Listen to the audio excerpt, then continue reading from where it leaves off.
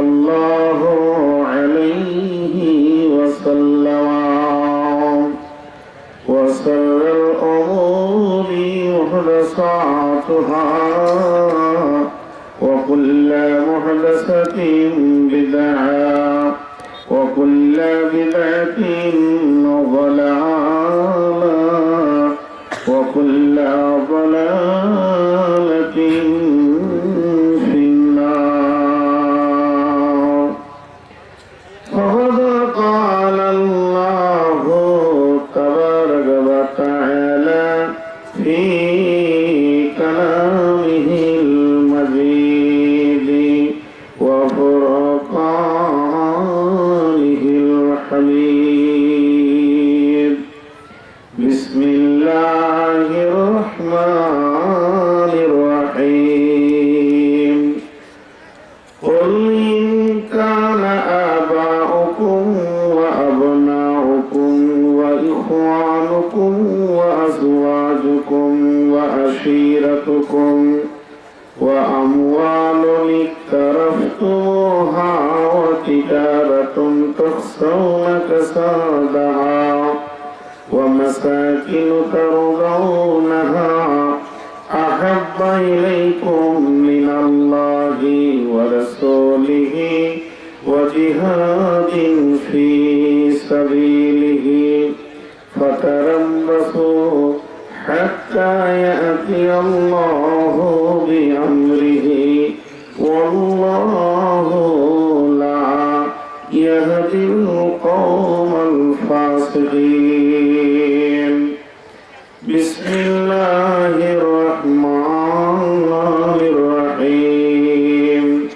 قل تعالوا واتلوا ما حرم ربكم عليكم ألا تشركوا به شيئا وبالوالدين إحسانا ولا تقتلوا أولادكم من إملاق نحن نرزقكم وإياهم ولا تقربوا الفواحش ما ظهر منها وما بطن ولا تقتلوا النفس التي حرم الله إلا بالحق ذلكم وصاكم به لعلكم تعقلون.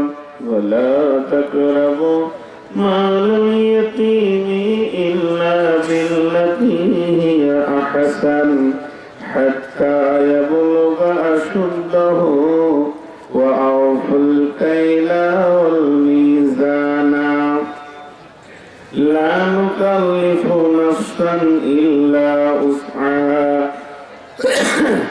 وإذا كنتم فاعدلوا ولو كان ذا قربى وبعهد الله أوفوا ذلكم وصاكم به لعلكم تذكرون.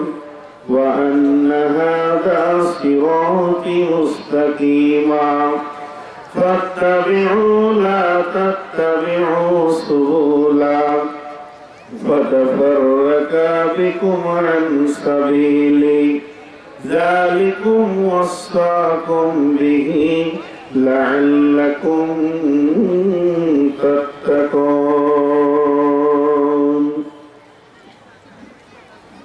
بسم الله الرحمن الرحيم.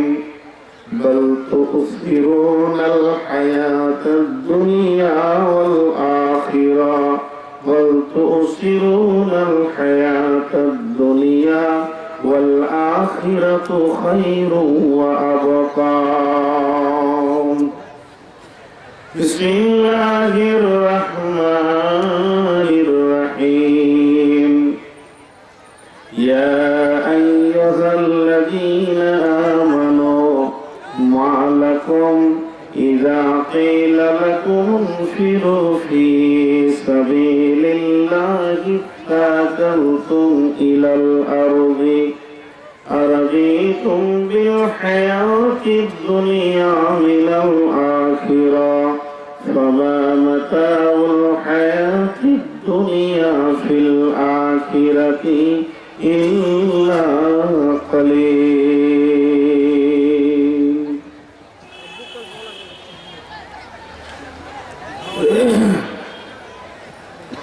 মাটির কবর গৃহে শোয়ায়ে দিলাম যারে মাটির কবর গৃহে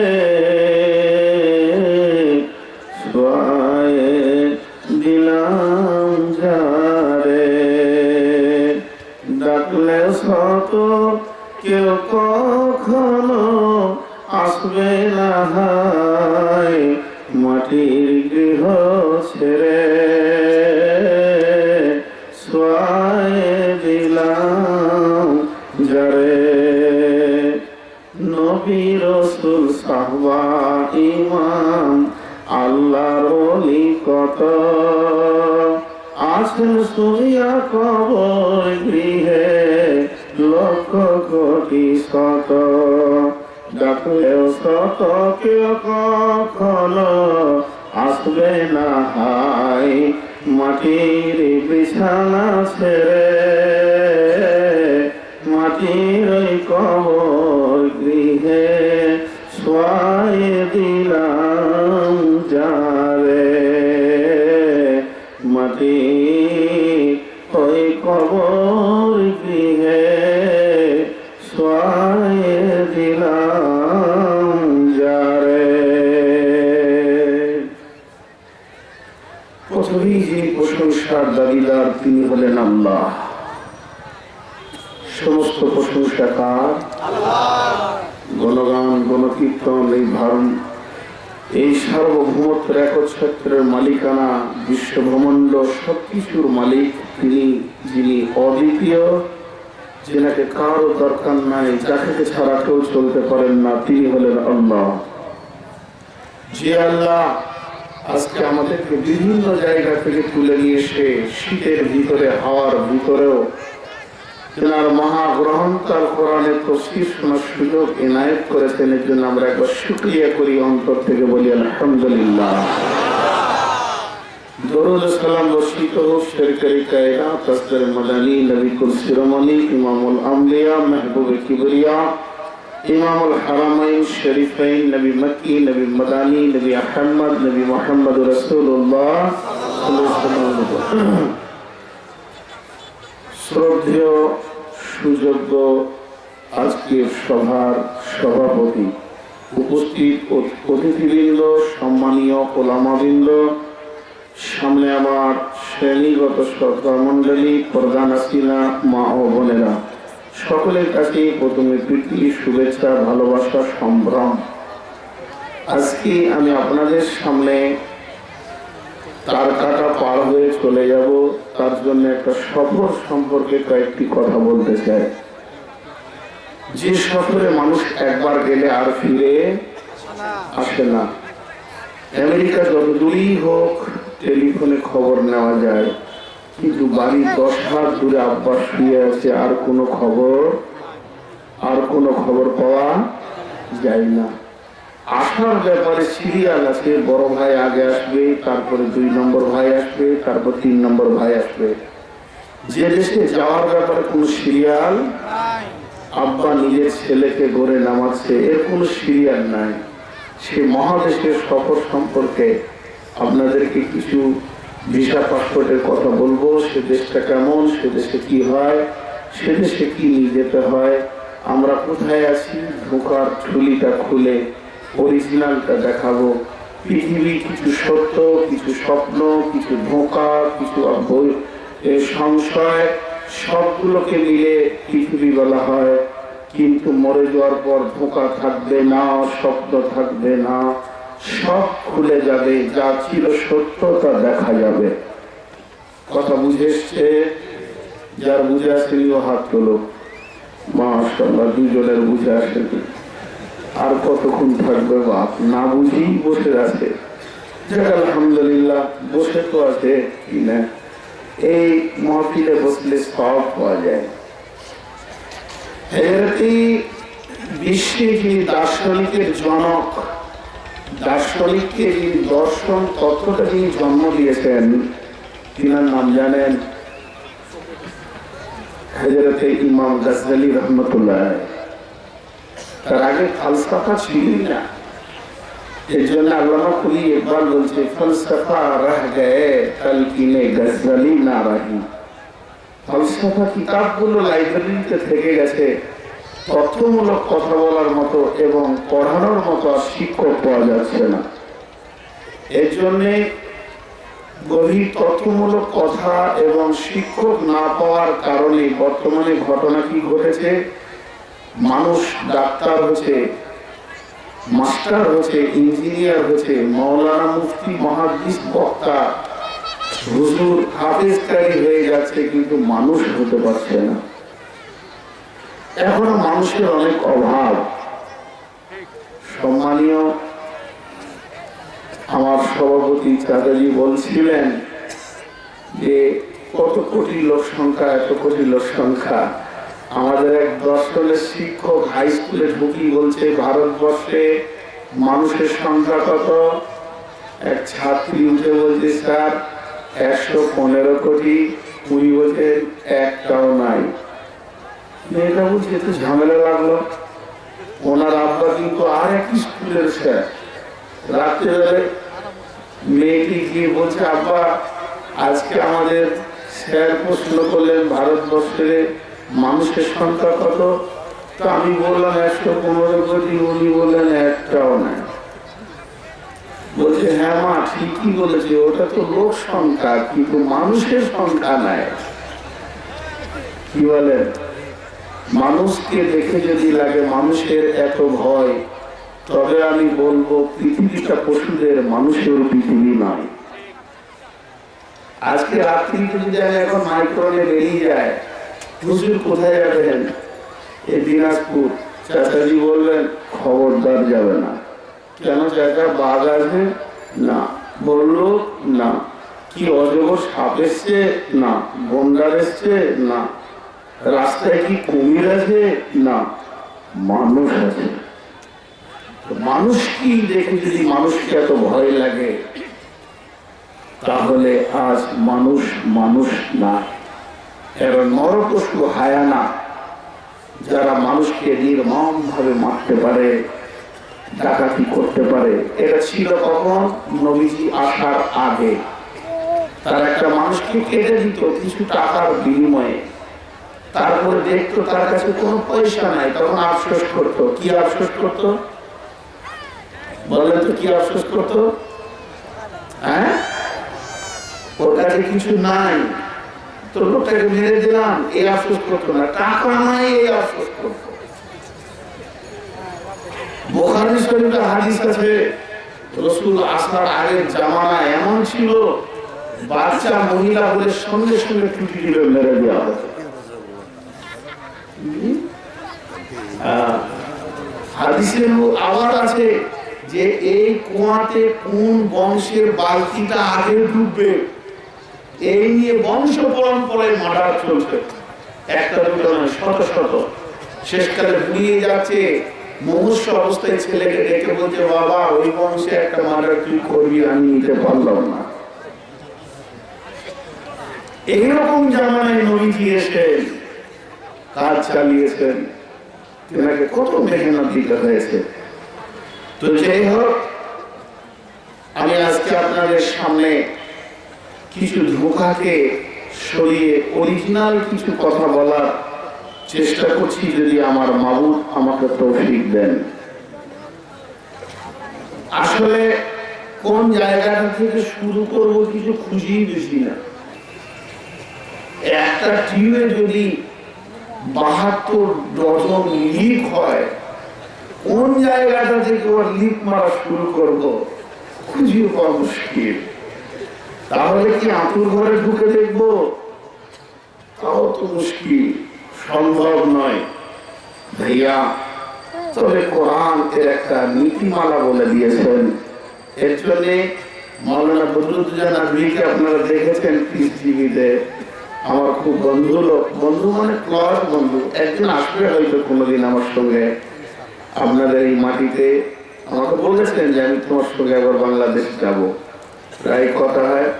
তো উনি একটা আফসোস করে কথা বলেছে, হতভাগারে কোরআনের মতো নিয়ামত রাখিয়া নিজ ঘরে শান্তির জন্য ঘুরে বেড়াস বাতিলের দ্বারে দ্বারে। আসল ওষুধটাকে ঘরে রেখে দিয়ে খামখায় সর পাতা চিবাছিস, জিভ কেটে রক্ত বের হয়ে যাবে, রস পাওয়া যাবে না, কুশল যদি না হয়। তো মিয়া আমি আপনাদের সামনে ইমাম গাজ্জালির একটা কথা তুলে ধরেছি, এটা সফরকে কেন্দ্র করে। আমরা সব কি মুসাফির না মুকিম? দুনিয়া কে এ মুসাফির मंजिल तेरी कब्र है, तय कर रहा है जो तू ये 2 दिन का सफर है। বন্ধুরে আমার, আল্লামা কবি ইকবাল বলছেন, হে দুনিয়ার মুসাফির, তোমার আসল জায়গার নাম হলো কবর। যে 2টি দিন তুমি ঘুরছো এটা তোমার সফর মাত্র, কিন্তু অরিজিনাল জায়গা হলো কবর। কবি রবীন্দ্রনাথ বলেছেন, পৃথিবীর মধ্যে সব থেকে বড় ইউনিভার্সিটি হলো মায়ের কোল, আর পৃথিবীর মধ্যে সব থেকে বড় বিশ্ববিদ্যালয় হলো মায়ের কোল। নবীজি বলছেন, যদি কোনো ব্যক্তির সামনে একটি লাশ বের হয়ে চলে গেল, দাফন হয়ে গেল, এখান থেকে যদি কেউ নিজের জীবনের অনুশীলন করে না নিতে পারে, এই রকম নিরেট গাধাটাকে যদি বিশ্ববিদ্যালয়ে দেওয়া হয় কোনো কাজে আসবে না। সব থেকে বড় স্কুল হলো একজনের বিদায় দেখা। আমার আল্লাহ কি বলছেন, বিসমিল্লাহির রহমানির রহিম, ইয়া আইয়ুহাল্লাযীনা আমানু মা লাকুম ইযা ক্বিলা লাকুম ইনফিরু ফী সাবিলিল্লাহি তাকাউতুম ইলাল আরদি আরদিতুম বিল হায়াতিদ দুনিয়া মিনাল আখিরাহ فما متاع الحياة الدنيا في الآخرة إلا قليل। একটা মানুষ বন্ধুরে 6খানা দেশ ভ্রমণ করে, সেই 6টি দেশের নাম, প্রথম নম্বর জগৎটার নাম আলামে আরওয়া, দ্বিতীয়টার নাম আলামে আজসাম, তৃতীয়টার নাম আলামে দুনিয়া, চতুর্থটার নাম আলামে বারজাখ, পঞ্চমটার নাম আলামে ইয়াউমুল কিয়ামাহ, 6 নম্বরটার নাম আলামে আখিরাহ। এবার বাংলায় বলি, প্রথমটার নাম আত্মা জগৎ, দ্বিতীয়টার নাম হলো দেহ জগৎ মানে মায়ের পেট, তৃতীয় জগৎটার নাম হলো আলামে দুনিয়া, চতুর্থটার নাম হলো আলামে বারজাখ মানে কবর, পঞ্চম নম্বরটার নাম হলো আলামে ইয়াউমুল কিয়ামাহ মানে কিয়ামতের দিন, বিচারের দিন, কাঠগড়ায় দাঁড়িয়ে থাকা দিন।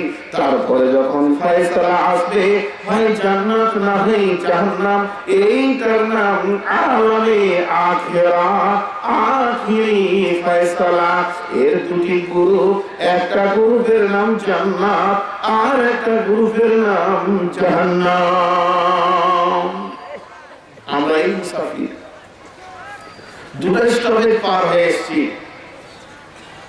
আত্মা জগৎ কোথায় আছে, কোন গ্রহে আছে, এটা কোন প্রদেশে? বন্ধু আমার, আত্মা জগৎটা হচ্ছে জান্নাতুল ফিরদাউসের ভিতরে একটি ময়দান আছে। ওই ময়দানটার নাম হলো আলামে আরওয়াহ। যে ময়দানে আমার মাবুদ হযরতে আদম আলাইহিস সালামকে নিজের হাতে বানিয়েছিলেন, ওই ময়দানটি আলামে আরওয়াহ। ওখান থেকে আমরা আসি যে জায়গাটা, ওই জায়গাটার নাম হলো মায়ের পেট, অর্থাৎ আলামে আজসাম, দেহ জগৎ। এরপরে যেটা আমরা বর্তমানে রয়েছি আলামে দুনিয়া, এটা হলো পৃথিবীটি উপগ্রহ, পৃথিবী জগৎ। এরপরে আমরা যেখানে যাব, ওই সামনে স্টেশনটার নাম হচ্ছে আলামে বারজাখ, যাকে বাংলায় বলা হয় কবর। কবরে মানুষ কতদিন থাকবে? আমার মাবুদ বলেছেন সব থেকে কম দিন যে থাকবে, ওকে 40 বছর কবরে শুয়ে শুয়ে কাটাতে হবে। যেহেতু প্রথম সুর যখন ফুঁকবে আর দ্বিতীয় সুরে যখন মানুষ উঠবে, পৃথিবী ধ্বংস আর মানুষের কিয়ামতের মাঠে ওঠা মধ্যখানে সময় থাকবে 40 বছর। তারপরে হবে আলামে ইয়াউমুল কিয়ামাহ, কিয়ামতের দিন। পৃথিবীর 50,000 বছরে একটা দিন হবে বন্ধুরে, ওই দিনটা হবে হিসাবের দিন। তারপর জায়গাটার নাম আলামে আখিরা। এর দুইটি গ্রুপ আছে, এ গ্রুপের নাম হচ্ছে জান্নাত, বি গ্রুপের নাম হচ্ছে জাহান্নাম। আমাদের মুসলিমদের আকীদা হচ্ছে আমরা আর ফিরে পৃথিবীতে, জোরে বলেন, পৃথিবীতে আর আমরা ফিরে আসবো না। বাকি খ্রিস্টান, ইহুদি, নাসারা বা হিন্দুদের ভিতরে কিছু আছে, তাদের আকীদা হচ্ছে যেমন এই যুগে আমল করবে পরের জন্মে ওই রকম হয়ে আসবে। কেউ ভালো আমল করলে বাচ্চার ঘরে জন্ম হবে, আর কেউ যদি খারাপ আমল করে তাহলে কুকুর শিয়াল হবে। বুঝতে পেরেছেন কি না?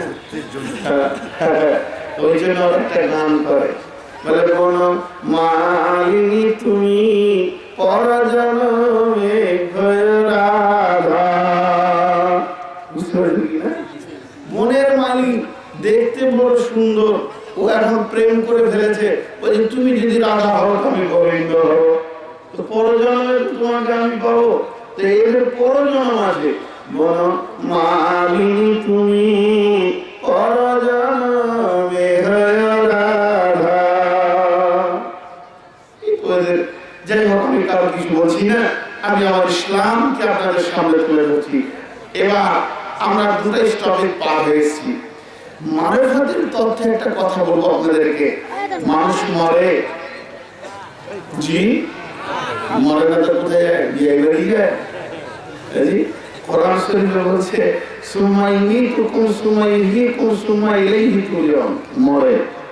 কিন্তু মারফাতের তথ্য বলছে, কে বলে মানুষ মরে, মরলে মানুষ বিচার হবে কার? কে বলে মানুষ মরে, নদীতে আসে জোয়ার, যায় ভাটিতে আবার ফিরে, জুয়ার ভাটার খেলা রে ভাই ভাবের মাঝারে, কে বলে মানুষ মরে, মরলে মানুষ বিচার হবে কার, কে বলে মানুষ মরে। আল্লাহ কি বলছে? খাঁচার ভিতর অচিন পাখি, পাখি কেমনে আসে যায়, খাঁচার ভিতর অচিন পাখি, পাখি কেমনে আসে যায়। চিন্তাম যদি পাখি রে মোর, আমি বেরি দিতাম পাখির পায়, পাখি কেমনে আসে যায়। নুরুল ইসলাম বলছেন, আত্মার মতো শক্তি তুমি রেখেছ গোপন করে, শত চেষ্টাও করে তাকে পারি না রাখতে ধরে। ডাক্তার বৌদ্ধ কবিরাজ যত পাগল হয়ে যায়, কোথায় থাকে আত্মা তাকে খুঁজে নাহি পায়।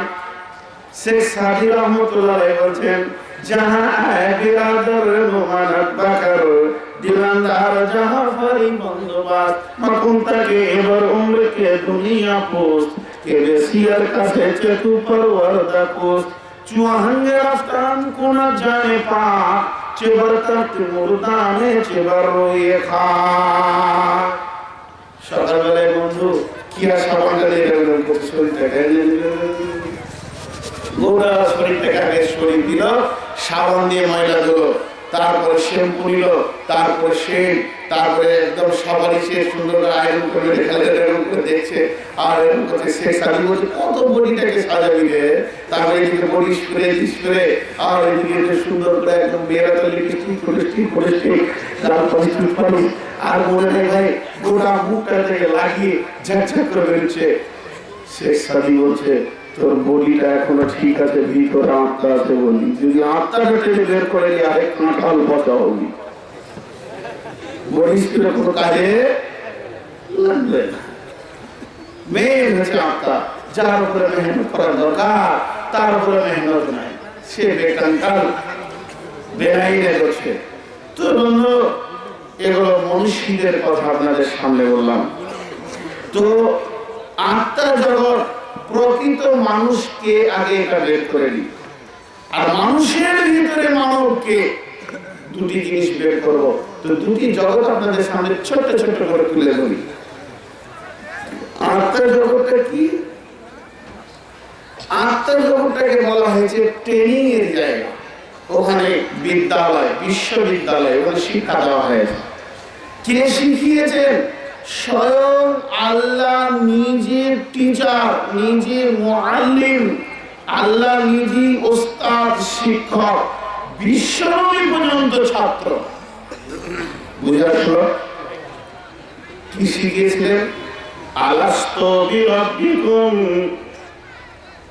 এত বড় সাবজেক্ট আর পৃথিবীতে কিছুই নাই। সবথেকে বড় জ্ঞান হলো আল্লাহকে চিনা, জ্ঞানের ভান্ডারের নাম আল্লাহকে চিনা। জ্ঞানের শুরু হলো আল্লাহকে চিনা, জ্ঞানের শেষ হলো আল্লাহকে চিনা। তাই আমার মাবুদ বললেন, আমি কি তোমাদের প্রভু নয় রে, পালনেওয়ালা কি নয়? আমরা সকলে বললাম বলো বালা। মাবুদ গো, আপনি অবশ্যই অবশ্যই আমাদের প্রভু। ভুলে যাবে বলে আমার মাবুদ চিঠি লেখা পাঠিয়ে দিয়েছেন, তোরা স্বীকার করেছিলি কিনা? পেছনে একটা প্রস্তাব দিয়েছেন, আমরা যে জগতে বাসি, আগে ছিলাম বনবাসী, তোমাকে পাইয়া জ্ঞান পাইয়া রাসূল পেয়েছি সান্ত্বনা। তোমার মতন দয়াল নবী আর পাব না, তোমার মতন প্রিয় রাসূল আর পাব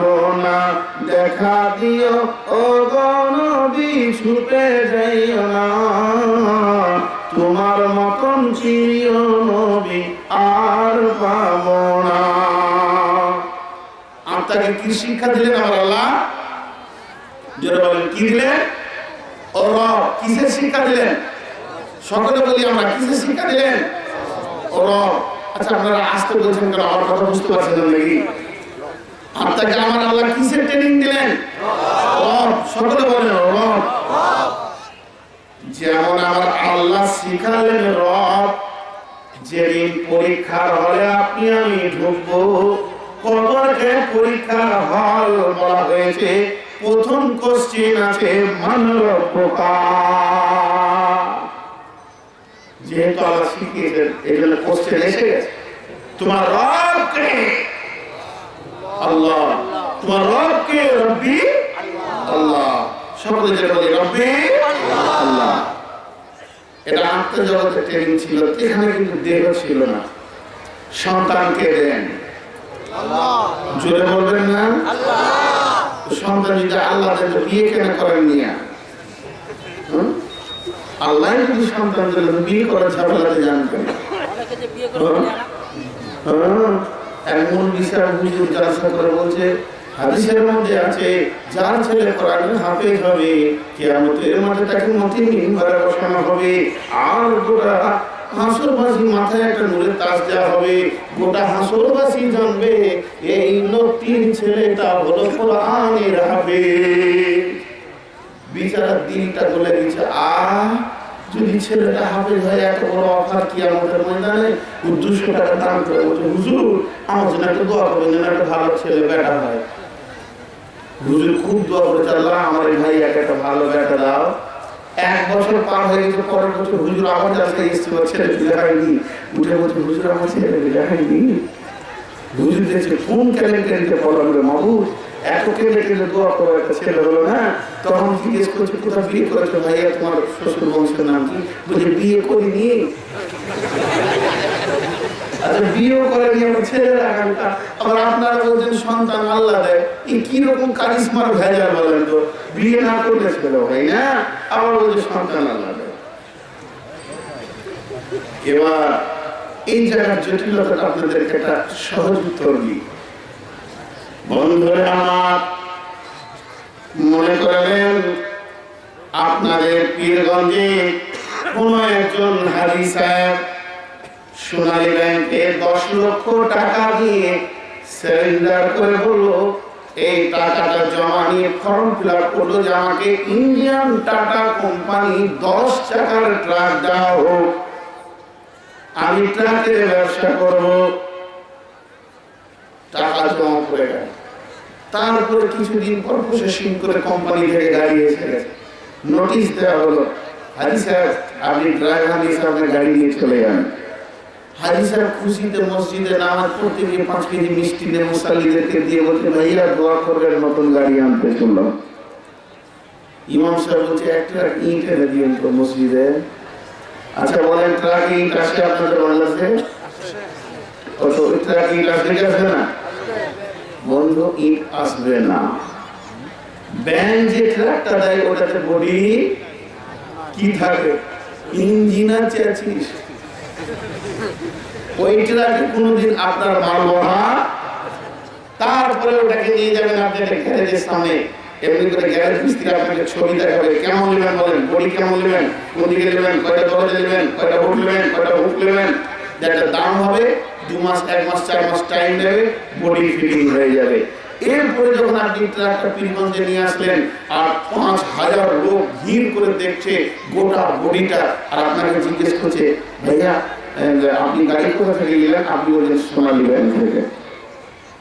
আচ্ছা বলেন, খুব বুঝে উত্তর দেন, লোক যেগুলো দেখছে এগুলো কি সোনালী ব্যাংক থেকে পেয়েছেন না গ্যারেজ থেকে? আর ব্যাংক যেটা দিয়েছে সেটা কোথা? ভিতরে শুনতে হবে, তারপরে দেখতে পাবেন চাচি স্যার ইঞ্জিন। ওকে দেখা সম্ভব নয়। অথচ লোক জিজ্ঞেস করছেন, এত সুন্দর ট্রাক কোথা পেলেন? যেটুকু দেখছে এর উপরে তারা বিচার আর বিবেচনা করছে, আর আপনি উত্তর দিচ্ছেন আমাকে সোনালী ব্যাংক দিয়েছে। উত্তর ঠিক দিচ্ছেন না ভুল দিচ্ছেন?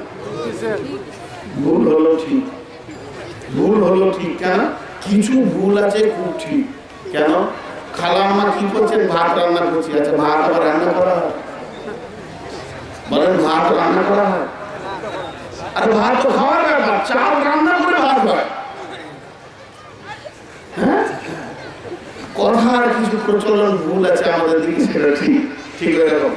বন্ধুরা আমার, এবার আমি যে কথাটা বলতে চাইলাম, গোটা বডিটা দিয়েছে গ্যারেজ, কিন্তু ব্যাংক দিয়েছে ওর আসল স্পন্দন, ওর ক্ষমতা, ওর হসপট টানার ক্ষমতা, চাকা রোডে ধরবে সেটা ব্যাংক দিয়েছে, যার উপরে বডি ভারসাম্য রক্ষা করবে সেটাও ব্যাংক দিয়েছে। শুধু তাই নয়, ওই ট্রাকটা পাল্টি খাবে, অ্যাক্সিডেন্ট করবে, ড্রাইভার মারা যাবে, মালিকের ক্ষতি হবে, সমস্ত ইন্স্যুর ব্যাংক বহন করবে। শুধু তাই নয়, ওই ট্রাকটা ফেরত দেবেন তাও ব্যাংক আছে, ওটাকে আপনি বিক্রি করবেন তাও ব্যাংক আছে, সমস্ত পেপার পুরো ব্যাংকের সঙ্গে সম্পর্ক। ব্যাংক যে জিনিসটা দিয়েছে দেখা না গেলেও ব্যাংকের নাম নিতে হবে। বুঝে আসলো? বন্ধু আমার, সন্তানকে দেন তিনি হলেন আল্লাহ, কিন্তু বিয়ে করে কি লাভ হয়? বিয়ে করে লাভ হয় আব্বার পুরুষের অমূল্য মনিটা মায়ের কাছে গিয়ে যখন ডিম্বাণু শুক্রাণু ডিম্বাণুর কাছে যখন পৌঁছে যায়, মা বাপ গ্যারেজ মিস্ত্রির মতো কাজ করে।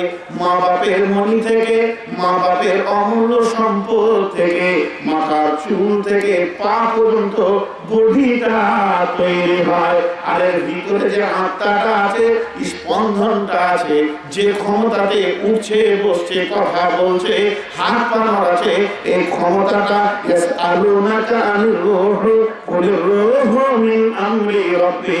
আমার আল্লাহ যদি ওই স্পন্দনটা ভিতরে না ভরে দিতেন, ওই চ্যাচিসার ইঞ্জিনটা না দিতেন, এই বাচ্চাটা আধরা হয়ে পচে যেত, গলে যেত, সরে যেত, বন্ধ হতো। আব্বা বলে ডাকতো না, মা বলে ডাকতো না। আসলে আব্বা মা যে বলে সেটা কিন্তু জবান বলে না, জবানের মাধ্যম দিয়ে বলে। চোখে দেখা যায় না, চোখের মাধ্যম দিয়ে দেখে। যিনি আছেন তিনি ভিতরে। অতএব সন্তান হলো আত্মা, সন্তান কিন্তু দেহ নয়। যেহেতু আব্বা মা বলে যে ডাকে সেটা হলো আত্মা। আর আল্লাহর দেহের সঙ্গে কোনো সম্পর্ক নাই, সম্পূর্ণ আত্মার সঙ্গে সম্পর্ক। আমার আল্লাহ আত্মা দিয়েছেন, যেদিন আজরাইলকে পাঠিয়ে নেবেন সেদিন আত্মা নেবেন, দেহকে নেবেন না। দেহ তৈরি হয়েছে মা বাপের রক্ত থেকে, মা বাপের রক্ত তৈরি হয়েছে মাটির উর্বর খাবার থেকে। তাহলে দেহ তৈরি হয়েছে মাটি থেকে, দেহ চলে যাবে মাটিতে, দেহ নষ্ট হবে মাটিতে, দেহ পচে যাবে মাটিতে, দেহর খাবার আছে মাটিতে। দেহ যদি কোনো রোগ হয় এর ওষুধ আছে মাটিতে। আত্মা এসেছে আল্লাহর কাছ থেকে, আত্মা ফেরত যাবে আল্লাহর কাছে, আত্মা ফেরত যাবে আল্লাহর কাছে। আর আত্মা যদি কোনো রোগ হয়, আল্লাহ বিযিকিরিল্লাহি তাতমাইন্নুল কুলুব, আল্লাহ আত্মা সেবা রেখেছে তার জিকিরের ভিতরে। আর আত্মা নষ্ট হবে না, আত্মা কোনদিন মরে না। বুঝে আসলো? আপনাদেরকে বুঝাতে পারলাম? সওয়ার ও সওয়ারি, প্যাসেঞ্জার আর গাড়ি, কথাটা বুঝেছেন কিনা? আমি যেদিন ঢুকেছি পীরগঞ্জে, একটা গাড়ি আমি চাপছি লাল রঙের, আপনারা তো দেখছেন। ওই গাড়িটা দৌড়িয়ে আপনারা ভাবছেন যে হুজুর গেল। তো এই গাড়িটা আমার ওর সঙ্গে সম্পর্ক 30 দিনের। আমার ভিসা যখন শেষ, গাড়ি ফেলে দিয়ে তার টাকা পার হবে। কথাটা বুঝেছেন কিনা? তো আমি যখন পৃথিবীতে এসেছি, আমার বডিটা আমার আল্লাহ আমাকে গাড়ি দিয়েছে ব্যবহার করার জন্য। যেদিন ভিসা শেষ, বডি ফেলে দিয়ে পালিয়ে গেল। এটা নিয়ে যাওয়ার ক্ষমতা নেই, এটা গাড়ি মাত্র। পৃথিবীকে ব্যবহার করতে গেলে গাড়ির দরকার। তো আমার আল্লাহ মায়ের পেটটাকে কি তৈরি করেছে? গ্যারেজ। কি তৈরি করেছে? গ্যারেজ। জোরে বলবেন না, কি তৈরি করেছে? কিন্তু মজার জিনিস দেখেন, মায়ের পেটে কোন 5 ফিট হতে বাকি থাকে? মাথার চুল থেকে পায়ের রোগ পর্যন্ত সব ফিটিং হয়ে যায়, তাই না? কিন্তু 2টা জিনিস ফিটিং হয় না, কি বলেন তো? ওটা পৃথিবীর জন্য অপেক্ষা থাকে। একটা হলো দাঁত, দাঁত মায়ের পেটে হয়, আরেকটা হলো বিবেক, জ্ঞান। এই দুটি কেন দেয় না? দাঁতের একটা নাম হচ্ছে অস্ত্র, আর অস্ত্র ওকে দেওয়া যাবে না যার জ্ঞান নাই। পাগলের হাতে দেওয়া যাবে না। দেখবেন বাচ্চা ছেলে একটু জ্ঞান হয়েছে, দুটা বেরিয়ে গেছে, বুঝতে পারছেন কিনা? ও আরেকটু জ্ঞান পাবে তো ওপর দিক থেকে আর তিনটা আসবে না। এখন ওর মধ্যে সামান্য জ্ঞানের স্পন্দন এসছে, বিজ্ঞানীরা বলছে ওর দাঁতে এরকম করে আঙুল দেওয়া, তো এমনি করে কাটবেন, আর ও যখন কাটবে তখন আপনি যতটা লাগছে তার 3 গুণ লাফান, উফ, ও তখন হাসবে খিলখিল করে, মশলা কাজ হচ্ছে, আমার অস্ত্রে কাজ হচ্ছে। তাহলে ও একটা অস্ত্র পেল। এইটা ওকে অবুঝ অবস্থায় দেয়নি, কেন?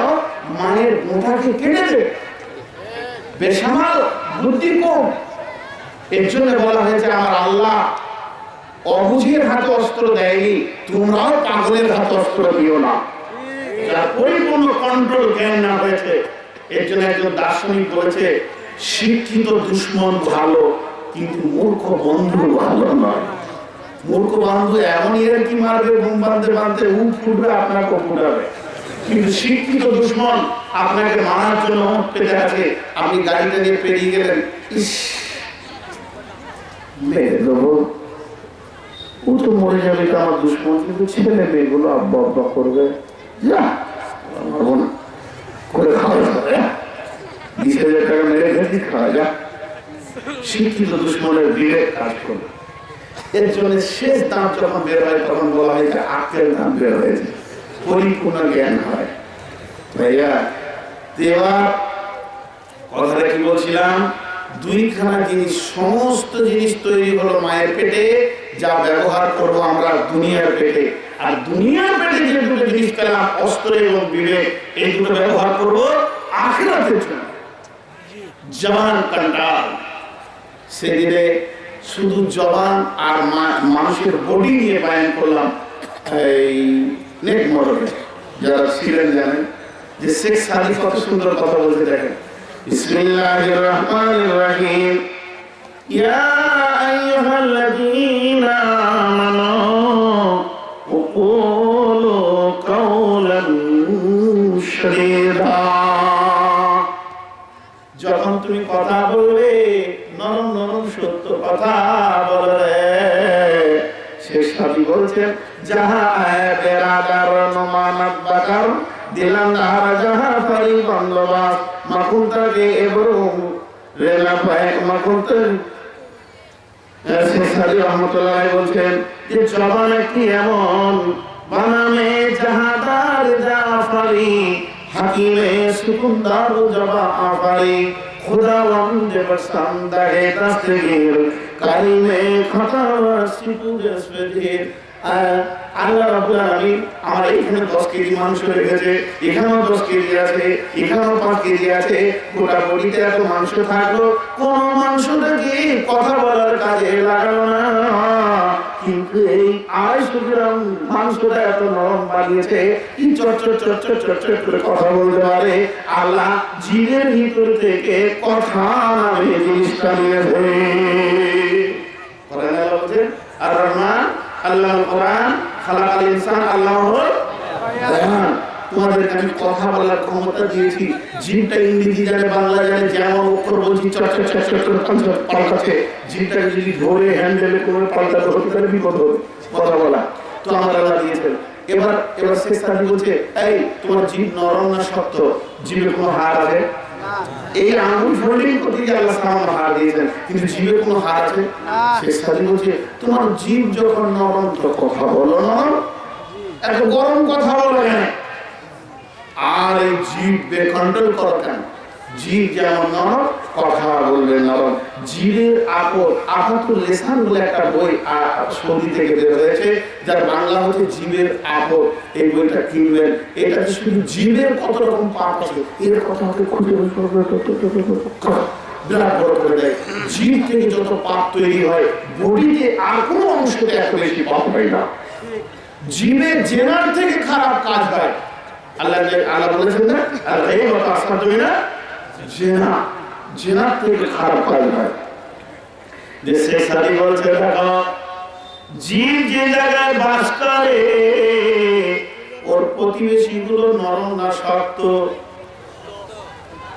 জীব যে জায়গায় বাস করে প্রতিবেশী নরম না শক্ত। তাহলে জীব কত চালাক, এত শক্তের মাঝে বাস করে কিন্তু কোনোদিন ঝগড়া হয় না। কত চালাক, শক্ত কুশলকে পীড়া করায় কাকে, রস বের করায় কাকে, দাঁতকে, আর মজাটা লুটেকে জীব। এদেরকে বোকা বানিয়ে রাখতে সারা জীবন। যত শক্ত খাবার ওখানে দিতে বলছে পীরে একবারে, তারপর যখন নরম হবে আমার মজাটা আমি লুটবো। হ্যাঁ, সে সাথী বলছে যদি তুমি জওয়ানকে কন্ট্রোল করতে পারো, দুশ্মনের মাঝে বাস করলো তুমি শান্তিতে বাস করো। জওয়ান যদি কন্ট্রোল, শুধু জওয়ানের উপর 3 ঘন্টা বয়ান করা যাবে, শুধু জীবকে কেন্দ্র করে কোরআনে যত কথা এসছে। জি ভাইয়া, ওই বই থেকে এত বড় লিখেছে কোরআন হাদিসকে কেন্দ্র করে। তো আমার আল্লাহ বলেন, তাই মৌলানা হোসেন সালাফি বলছেন মানব যদি জ্ঞানী হতো তোমায় খুঁজে পেয়ে নিত। দেখতো শুধু আপন মানব দেহটাকে, অগো খোদা তুমি ডাকি শুধু তোমাকে। আসমান জমিন সৃষ্টি করলে তুমি নিজের হিকমতে। বন্ধুরে, তাই মায়ের পেট একটি জগৎ যেখানে আমার আপনার বডি ফিট হয়েছে। আর আমার আল্লাহ আত্মাকে বলেছে যাও তুমি গিয়ে ওই তোমার মায়ের পেটে একটা বডি পাবে, ওইটাকে নিয়ে দুনিয়া নামে শহরটাকে সফর করবে। আর যেদিন তুমি আমার কাছে আবার ফিরে আসবে, আমার আল্লাহ বলছেন আজরাইল কানের কাছে এসে বলবে ইয়া আইয়ুহান নাফসুল মুতমাইন্না ইরজিই ইলা রাব্বিকি রাদিয়াতাম মারদিয়া।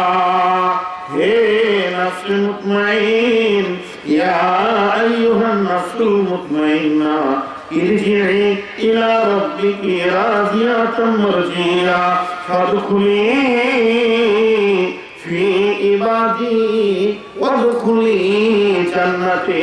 আজরাইল এসে আপনার নাক কাটবে না, কান কাটবে না, আপনার হাড়কে নিয়ে যাবে না, আপনার হৃৎপিণ্ড নিয়ে যাবে না, লাংস স্টমাক কিছুই নেবে না, বডির কোনো অংশ নেবে না, আত্মাটাকে নিয়ে চলে যাবে। এর জন্য রূহুর সঙ্গে সম্পর্ক হচ্ছে আজরাইলের। হাজি আজরাইল কি দিয়ে যায়? আত্মা, দেহ পড়ে থাকে। এখন এই দেহ আমরা মাটি দিই, কিন্তু রাসূলের হাদিস এই দেহতে আত্মা আবার সঞ্চার দেওয়া হয় তাকে প্রশ্ন উত্তরের জন্য। আমি কবর পর্যন্ত যাচ্ছি না, শুধু দুনিয়ার কারিশমাটা আপনাদের সামনে তুলে ধরবো। তো আমরা মায়ের পেটে পেলাম দেহ। ইমাম গাজজালীর এবার একটা কথা বলেন, উদাহরণ। এই উদাহরণটা আমি পড়েছিলাম ইন্ডিয়াতে বসে বসে, কিন্তু বইটা হচ্ছে বাংলাদেশে। মদিনা নামে একটা পত্রিকা দেখায় না? খুব ভালো পত্রিকা পড়বেন। আর তাহরিক বলে একটা পত্রিকা আছে, ভালো পত্রিকা পড়বেন, জ্ঞান আছে। তো সাংবাদিক কলমে লিখেছিলেন ইসলাম দিয়ে ইমাম গাজজালীর কথাটা দিয়েছিলেন। কি দিয়েছেন শুনেন। ইমাম গাজজালী বলছেন সমুদ্রের বুকে বন্দরে একটি লঞ্চ জাহাজ ছাড়া হলো। ওই জাহাজটি 5খানা স্টপেজকে অতিক্রম করে 6 নম্বর স্টপেজে গিয়ে তার তীরে লঙ্ঘন করে দরজাতে বাঁধবে। জাহাজ অভিযান চলতে শুরু করেছে। প্রথম নম্বর স্টপেজে বন্দর থেকে ছেড়ে দ্বিতীয় স্টপেজে যখন পার হয়ে গেছে, তখন জাহাজের নাবিক দেখছেন আমার যাত্রীরা বেশ কিছুদিন ধরে এই জায়গাতে এরা রয়েছে, এই জায়গাতে এরা একঘেয়েমিতে পড়ে গেছে। তাই দূরবীন দিয়ে সে দেখলো কোন সমুদ্রের বুকে কোন আপনার কিনা দ্বীপ আছে কিনা। দেখা গেল একটা দিক রয়েছে। জাহাজে নাবিক বলল, সুপ্রিয় যাত্রীগণ, আধা ঘন্টার মধ্যে আমার জাহাজ লঙ্ঘন করবে, তোমরা একটু দ্বীপে বিচরণ করে নিও। আমি 1 ঘন্টার জন্য তোমাদেরকে বিরতি ঘোষণা করলাম। এই দ্বীপে গিয়ে লঙ্ঘন করা হলো, জাহাজটা দাঁড়িয়ে গেল, যাত্রীগুলো সব নেমে গেছে। সমস্ত যাত্রী নামার পর যাত্রীদের ভিতরে 3 ভাগে বিভক্ত হয়ে গেছে। একদল যাত্রী ঠিক টাইমে জাহাজে উঠে গেল, আর একদল বলছে সমুদ্রের দ্বীপ ছেড়ে যাব না, আর একদল যাত্রী সেই সামুদ্রিক মালগুলোকে ব্যাগে ভরে নিয়ে জাহাজে উঠেছে। ইমাম গাজ্জালী রহমাতুল্লাহ বলছেন, যে লোকটা ঠিক টাইমে উঠলো বেঁচে গেল, বেঁচে গেল, বেঁচে গেল। যে লোকটা সামুদ্রিক মাল নিয়ে জাহাজে উঠবে ওই লোকটা ফেঁসে যাবে, ওই লোকটা বেজ্জতি হবে। তার কারণ সমুদ্রের প্রাণীগুলো ওই আবহাওয়াতে ঠিক ছিল, যখনই ওদেরকে নিয়ে উঠেছে জাহাজের ভিতরে পৌঁছতে শুরু করেছে, আর গন্ধ যখন হতে শুরু করেছে অন্য যাত্রীরা ওদেরকে বেজ্জতি করছে, এরা বেজ্জতি হবে। আর যে লোকগুলো বললো দিন ছেড়ে আর যাবো না, যাবো না, এই লোকগুলো ফেঁসে গেল, ফেঁসে গেল, ফেঁসে গেল, ফেঁসে গেল। বন্ধুরা আমার, তারপরে জাহাজ চলতে শুরু করবে। 4 স্টপে পার হওয়ার পর 5 নম্বরটা পেরিয়ে 6 নম্বরটা হচ্ছে এর লাস্ট স্টপে। বন্ধুরা আমার, জাহাজটার নাম শুনেলেন ইসলাম, নাবিকের নাম আল্লাহ। ইসলাম নামে জাহাজটা আলামে আরওয়া থেকে চালিয়ে দিয়েছে মায়ের পেটের ভিতর, স্টপেজ পার হয়ে গেছে। দুনিয়াতে আমরা ইসলামের মতো একটা জাহাজ পেয়েছি। আমার ইমাম গাজ্জালী বলছে, চড়ে যাও, চড়ে যাও ঠিক টাইমে। এই জাহাজটা জান্নাতুল ফেরদাউসের দরজাতে গিয়ে বাঁধা হবে, লঙ্গর হবে। ইসলাম নামে জাহাজে যতজন চাপবে ততজন কিন্তু জান্নাতের প্যাসেঞ্জার হবে। আর ইসলামকে যে ছেড়ে দেবে ও যার পৌঁছাতে পারবে না, পৌঁছাতে পারবে না।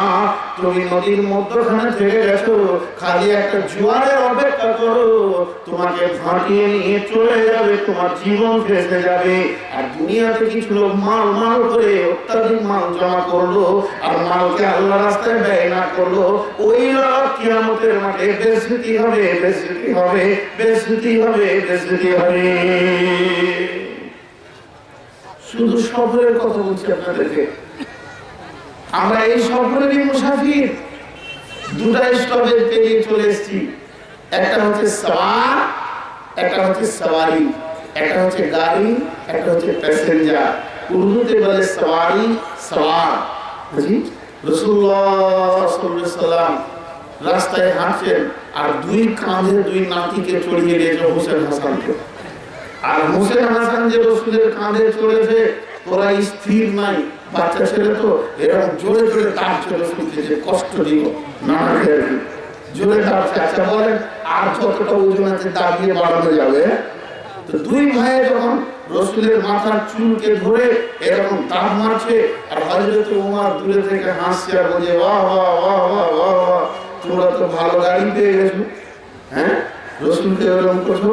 তখন ওরা দুজনে কি কি করে হাসছে। রসুল উত্তর দিয়ে বলছে, গাড়ি जितना बढ़िया साड़ी उतना बढ़िया। গাড়িটা যত দামি, যারা প্যাসেঞ্জার এরাও তো দামি, এরা তো কম দামি নেই।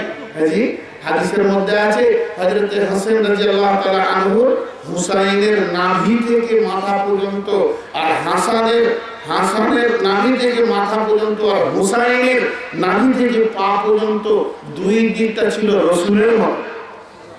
এরা 2 ভাই রসুলকে 50-50 ভাগ করে দিয়েছিলেন।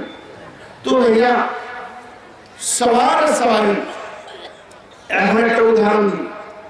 উদাহরণটা হচ্ছে, ঘোড়াটা হচ্ছে যুদ্ধের ঘোড়া। আপনাদের দেশে আছে কিনা জানি না, আমাদের কলকাতাতে প্রতিদিন সকালে ঘোড়া দৌড় হয় মিলিটারিদের, ব্রিগেড বাই নামে। তো ঘোড়া হচ্ছে যুদ্ধের ঘোড়া, আর যাকে চাকরি দেওয়া হয়েছে সে এই মাত্র ঠাকুরগাঁও হসপিটালে 23 মাস ছিল পড়ে। আচ্ছা বলেন, ঘোড়ার একটা অভ্যাস খারাপ হচ্ছে, রোডে চলতে চলতে দল, বুঝেন দল, পুকুরে হয় এক ধরনের গাছ, শোল হয় এগুলো। তো এই গাছ দেখলে ও খুব খেতে ভালোবাসে। এখন সওয়ারি দুর্বল আর ঘোড়া মজবুত, আর যে চেপে আছে সওয়ার, সে দুর্বল। এখন কার কথায় কে চলবে? ঘোড়ার কথায় প্যাসেঞ্জার চলবে না প্যাসেঞ্জারের কথায় ঘোড়া চলবে?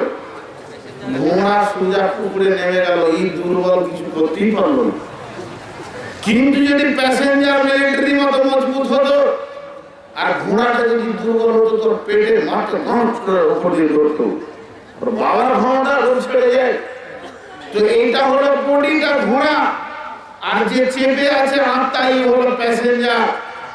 সারাদিন ডাইনিং এ উপর হয়ে পড়ে পড়ে বডির মেসেজ খুব হচ্ছে, কিন্তু আত্মার খোরাক নাই। আত্মার খোরাক না হওয়ার কারণে সকাল সন্ধ্যা জিকির নাই, কালাম পাকের তেলাওয়াত নাই, তিন তাসবিহের পাবন্দি নাই, নফলের পাবন্দি নাই। এর জন্য আত্মার খোরাক নাই, আত্মা হয়ে গেছে টিনটিনে পাতলা। এখন গান শুনে কান ভরে চক্ষু ভরে নাচনে, গান শুনে কান ভরে চক্ষু ভরে নাচনে, আর ঘুরি ঘুরি জলসা শুনে ফেলে রাখি পিছনে। চোখের নাম হলো নাচ, কানের খোরাক হলো গান, দিলের খোরাক হলো মহিলা। এবার বডি এইগুলো পেতে চাইছে, কিন্তু আত্মার ক্ষমতা হচ্ছে না। লাগাম ধরে বডিকে সিনেমার হল থেকে টিভি থেকে বাঁচিয়ে নি, তার কারণ আত্মার উপরে কোনো খাবার পড়েনি। দুর্বল হতে হতে ধূপ ধূপ করে কোন রকম আছে। বন্ধুরা আমার, তেমনি আমার আল্লাহ বলছেন, এতক্ষণ যে কথা ইনি বারবার বলেন সভাপতি সাহেব, যে আমরা যা শুনি তা আমল করি না। একটাই কথাকে উনি খুব প্রেস দিলেন, আমরা শুনি তা আমল করি না। আমরা শুনি তা আমল করি না। আমরা যা শুনি তা যদি সম্পূর্ণ আমল করতাম, ইনশাআল্লাহ সকলেই আমরা বেহেশতবাসী হয়ে যেতাম। কথাটা বড় ধ্রুব সত্য। ওই আয়াতটাই আমি তুলে ধরেছি। আমার মাবুদ বলছেন বিসমিল্লাহ, সকলে করে বলেন বিসমিল্লাহির রহমানির রহিম। যারা মুখস্থ আমার সঙ্গে পড়বেন, যতজন হাফেজ আছেন আপনারা পড়বেন। ওলামারা ইয়া আইয়ুহাল্লাযীনা আমানু মা লাকুম ইযা কিলা লাকুম ইনফিরু ফী সাবিলিল্লাহি তাকামতুম ইলাল আরদি আরাদিতুম বিল হায়াতিদ দুনিয়া মিনাল আখিরাহ ফামা মাতাউল হায়াতিদ দুনিয়া ফিল আখিরাতি ইল্লা কালিল।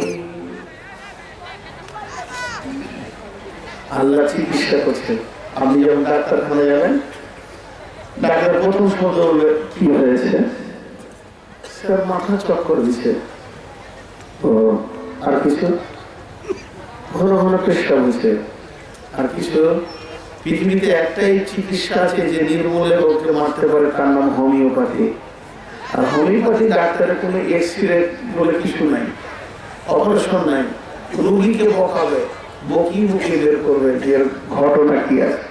হাজি এই আর কিছু জিজ্ঞেস করছে, যে শেষকালে বলছে তোমার ডায়াবেটিস হয়েছে।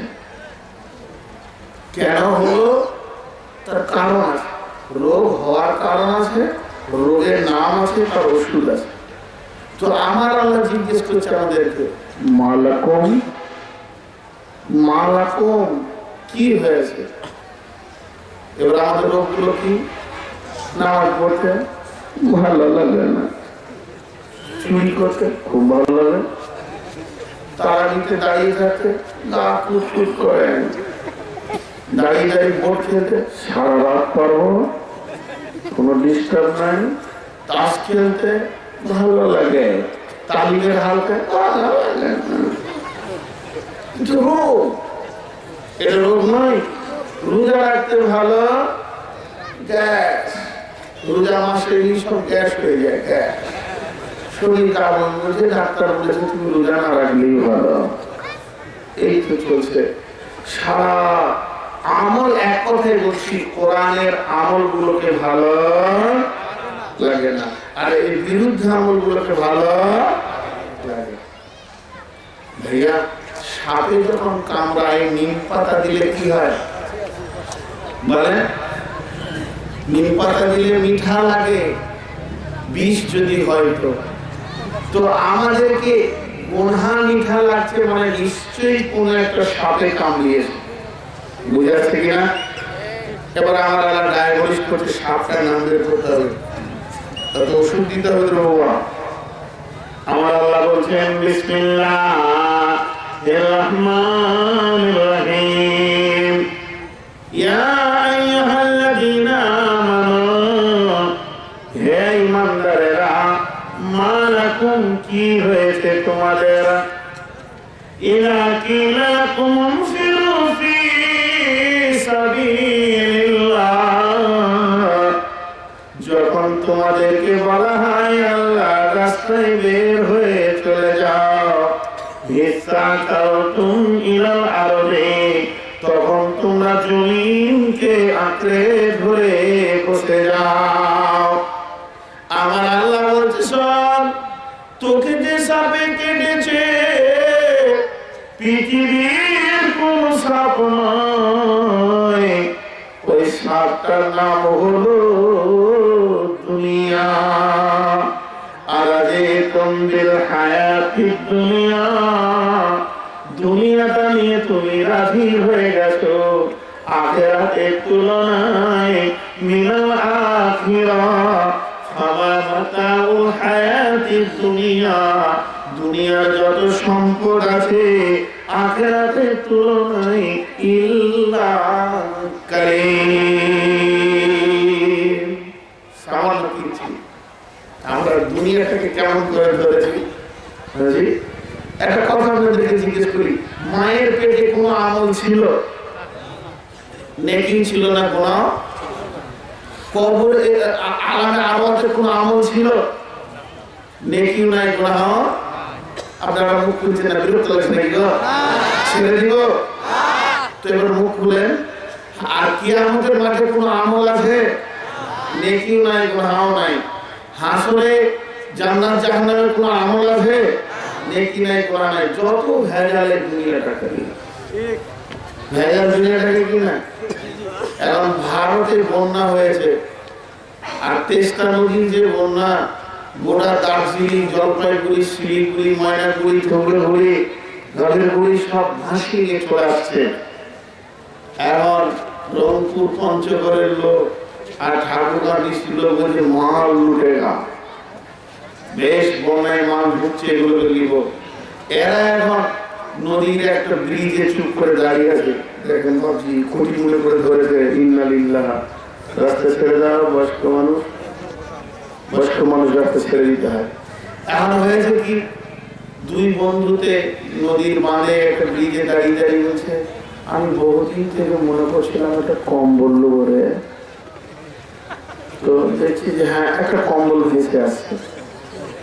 আর যে কম্বল ভেসে আসা নদীতে ব্রিজের উপর থেকে মেরে দিল ঝাঁপ, বিসমিল্লাহ আল্লাহ আকবার, কম্বল পেয়ে গেছি। আর যে ঝাঁপ মেরে যাওয়া, কম্বলের সঙ্গে ও ভাঁটিতে ভেসে চলে গেছে। পাড়ে যে বন্ধুটা আছে, এটা হিন্দি কথা, তো হিন্দিতে না বললে মজা লাগবে না। পাড়ে যে আছে সে বলছে, মেরে দোস্ত, कम्बल तो छोड़ दे वरना डूबके मरोगे। आपने बुझते पारছেন তো? कम्बल तो छोड़ दे वरना डूबके मरोगे। तখন ও পানি থেকে বলছে, मैंने कम्बल छोड़ दिया लेकिन मुझे कम्बल छोड़ नहीं रहा है। তার মানে কি বলছে? আমি কম্বল ছেড়ে দিয়েছি কিন্তু কম্বল আমাকে ছাড়ে না। বন্ধুরা আমার, ওটা তো কম্বল ছিল না। আপনাদের পঞ্চগড়ের সামনে ভারতবর্ষে একটা অরণ্য আছে, ওই অরণ্যটার নাম হলো গরুমারা অরণ্য, যেখানে বড় বড় বাঘ, সিংহ, ভলুক আছে। বন্ধুরা আমার, ওই জঙ্গলে যখন পান ঢুকে গেছে, একটা ভলুক পাহাড় থেকে 5 মিনিট করে পানিতে পড়ে গেছে, ওই উল্টা পাল্টা করে আসছে, আর এই কম্বল করে বিসমিল্লাহ করে লাফ মেরেছে, ভলুকটা ধরেছে।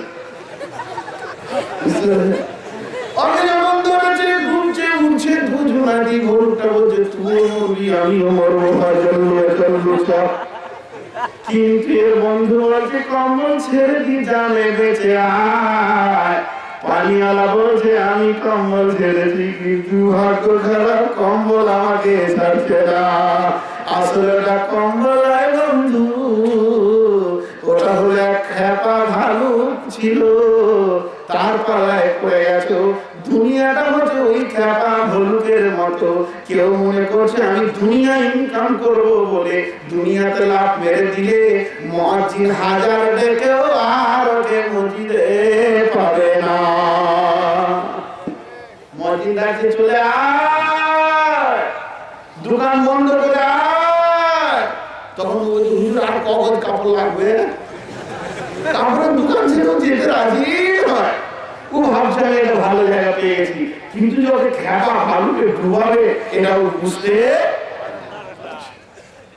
আজান দিকে আর ডেকে পাওয়া যায় খেপা ভালুকে ধরে। দুনিয়ার উদাহরণ কত দিব। একজনের কম্বল হারিয়ে গেছে, গালে হাত দিয়ে বসে আছে, কম্বল কেন হারাইলো? প্রতিদিন অনেক ইনকাম দিচ্ছে, এরকম কম্বল 2-10 ডজন কিনতে পারবে রে বাবা। কম্বল কেন দুঃখ করছি বলছি, তার জন্য দুঃখ নাই, ওরকম কম্বল কত কিনতে পারবো। শুধু আফসোস হচ্ছে এটাই যে সে যে নিয়েছে সে তো ভাঁজটা ভেঙে দেবে। আচ্ছা এর মতো আন্তর্জাতিক বুকা কে আছে? কম্বল গিয়েছে দুঃখ নাই, একটু খালি ভাঁজ ভেঙে দেবে, এটাই দুঃখ। তো আমাদের অবস্থা তাই, যেদিন মরবো সব ছেড়ে চলে যাবো, কোন দুঃখ নাই। তাও কান মালে মালিক, কিসের মালিক? কোরআনের ফারাইজটা খুলে দেয়, খালি নিঃশ্বাসটা বন্ধ হলে ব্যাটারি কি বোঝে যাবে।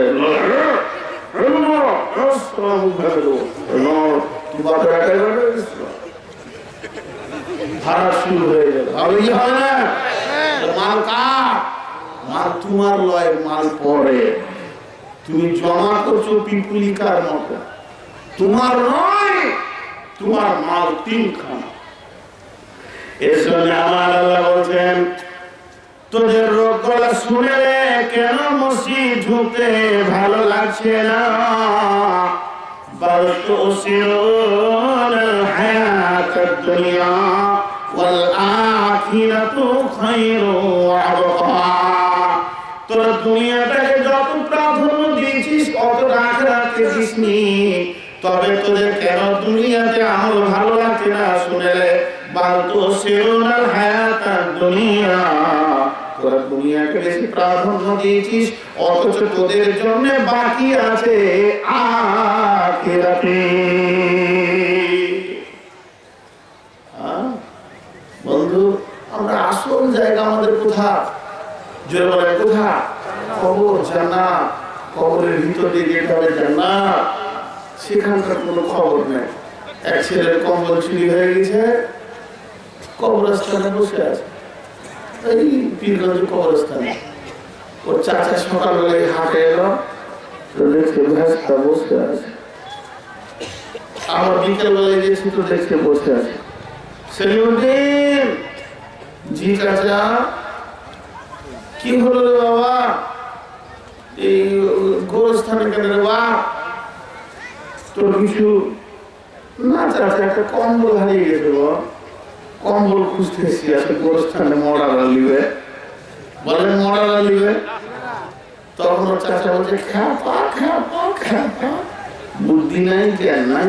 আরে তোর কম্বল চুরি হয়ে গেছে, তো বাজারে বল, মার্কেটে বল, এদিকে যা, ওখানে যা, ফান সিটিতে যারা ঘুরছে ওরাকে বলবা। যদি পেয়ে থাকে বিছাবার লেগে তো ওখানে যা, একটু বসবে টসবে, তাস খেলবো, ওদেরকে সুধা। ওইদিকে যা, ওই মার্কেটে যা, পেট্রোল পাম্পে যা, 5 জনকে সুধানো মাঝে কবরস্থানে কেন বসে রে বাবা? ছেলেরা বলছে আমি খেপা লয় চাচা, তোমার বাপ খেপা। হ্যাঁ, এত বড় কথা? বলে হ্যাঁ, আমি যে জায়গায় বসে আছি কম্বল নিয়ে সারা যত দূর যাবে যাকে এখানে আসতে হবে। আমি মেন গেটে আছি, কেন দৌড়ে গেল? আবার পয়সা খরচা করে সব এখানে পীরের রস বের করে দিব। মেডিকেশন এমন চলবে এখানে চেয়ে আমার কম্বল বেরিয়ে যাবে বাবা, একটা কম্বলের রোম হিলাতে পারবে না।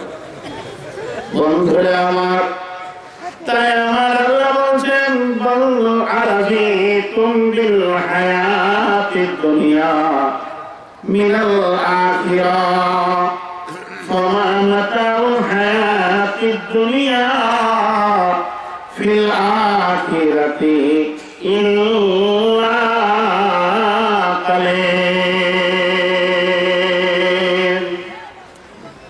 দুনিয়াটা কত লম্বা কত চওড়া ছোট ছোট কটা উদাহরণ দিয়েছি খালি বুঝলেন বহুবার দিয়েছি আপনাদের দিকে লোক মরে গেলে গোরস্থানে আয়োজন দেয় দাফনের সময় দেয় না দিবেন এবার কোন জায়গায় শুরু হলো আজান হয় বন্ধু তাফসীরে মারিফুল কোরআনে লিখেন ভালো করে দেখবেন উনি বলছেন বন্ধু দুনিয়াটা কত বড় শুনে লাও মুয়াজ্জিনের আজান তাকবীর হয়ে গেছে শুধু ইমামের তাকবীরের তাহরিমা বাকি আছে মধ্যখানে সময়টাকে দুনিয়া বলা হয়েছে যেদিন তুমি পৃথিবীতে এসেছো তোমার কানে আজান পড়ে গেছে রে তাকবীর পড়ে গেছে শুধু তোমার ইমাম রেডি হয়ে আছে তাকবীর তাহরিমা বেদে যখন বলবে আল্লাহুম্মা ফির হাইনা ওয়া মাইতিনা ওয়া শাহিদিনা ওয়া গায়বিনা আর কিছু করতে পারবে না হাত ছাড়া হয়ে যাবে এর নাম হলো দুনিয়া আরেকজন মুফাসসির বলছেন মনে করে একটি গাছ এই গাছের একটি ডালে একটি লোক ঝুলছে যে জায়গাতে ঝুলছে পায়ের কাছে একটা ক্ষুধার্ত বাঘ শুধু হাঁ করে তাকিয়ে আছে আর ওই খালটাতে কুয়ার উপরে বসে আছে ক্ষুধার্ত বাঘটি আর ওই খালটার ভিতরে 5-7খানা বিষধর সাপ ফস ফস করে ফুলছে লোকটার হাত অসাড় হয়ে গেছে ডালে ওঠার ক্ষমতা নাই নিচেতে যদি হাত ছেড়ে বাঁচত ক্ষুধার্ত বাঘটি রেডি হয়ে আছে যদিও কোন রকম গর্তের ভিতরে যেত 7খানা বিষধর সর্প যেন ফস ফস করে ফুলছে ডালটা ধরেই বা বাঁচবে কেমন করে যে ডালটা ধরে আছে তার গোড়া অংশটি 2-3 দূরে কটকট করে কাটছে এই লোকটার জীবনে কতটা শান্তি থাকতে পারে বন্ধুরে এই লোকটি জীবনে কোনোদিন শান্তির খুশির প্রতীক দেখাতে পারবে না হাসতে পারবে কিন্তু এখনকার লোক হাসছে কি হাসছে না জোরে বলেন একবার দুনিয়াটা সবাই চোখ মুজে গোটা দুনিয়াটাকে দেখেন এক চোখ করে দুনিয়ার লোক এই 2012 সালকে পেয়ে একবিংশ শতাব্দীর অগ্রগতি বৈজ্ঞানিকের যুগটাকে পেয়ে আনন্দিত না দুঃখিত জোরে বলেন না আনন্দিত না দুঃখিত আনন্দিত কেন বলুন তো হাতে হাতে কম্পিউটার হয়ে গেছে এখন সেকেন্ডের মধ্যে মক্কা মদিনার খবর আমেরিকার খবর আগেকার যুগে একটা চিঠি নিয়ে যেতে ইমাম বুখারীর জামানায় 3 মাস 4 মাস হয়ে গেছে কিন্তু এখন সেকেন্ডে কাজ হয়ে গেছে এই জন্য এরা খুশি কিন্তু আসলে ভিতরকার খবরটাই জানে না ভিতরকার খবর জানলে খুশি হতো না বলে কেন তাহলে একটা কথা বলি সীতারগঞ্জে 3খানা কোচ ছাড়বে এখন বাজে রাত 11:30 একটা কোচ ছাড়বে 12টায় একটা কোচ ছাড়বে 2টোয় একটা কোচ ছাড়বে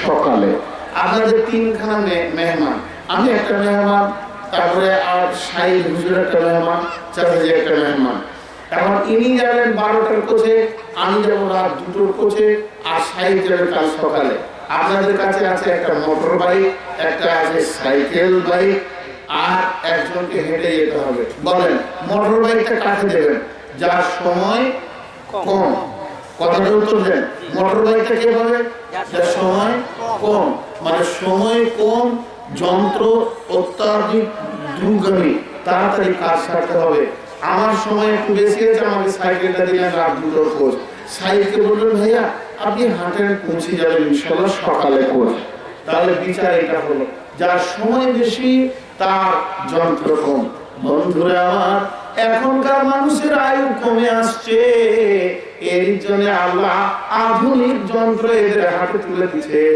তাড়াতাড়ি দুনিয়া করে নাও আগেকার জামানার আয়ু বেশি ছিল, এই জন্যে তাদের যান্ত্রিক ক্ষমতা কম ছিল। বন্ধু, একটা বুড়ি মেয়ে একটি কবরকে সামনে রেখে কাঁদছে। কি বলছে? বেটা, মরে গেলে বাবা বেশি দিন তুমি দুনিয়া করতে পাওনি। আব্বুরে দুনিয়া থেকে চলে গেলে আব্বা। বারবার কাঁদছে। এমন সময় হযরতে মুসা ওই রাস্তা দিয়ে যাচ্ছিলেন।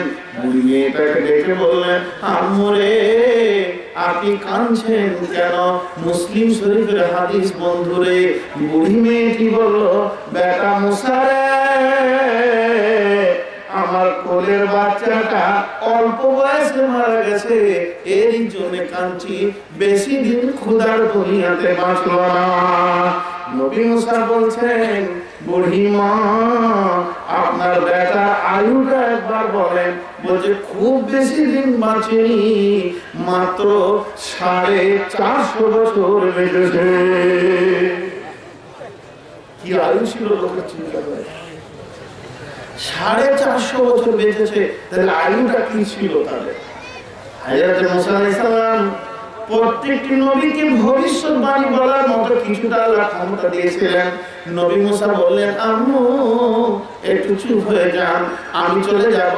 এইরকম অনেক নবী যাবে, শেষ নবী নবী মুহাম্মদ রাসূলুল্লাহ সাল্লাল্লাহু আলাইহি ওয়াসাল্লামের উম্মত আসবে, এদের গড় আয়ু 20-25 বছর দাঁড়িয়ে যাবে।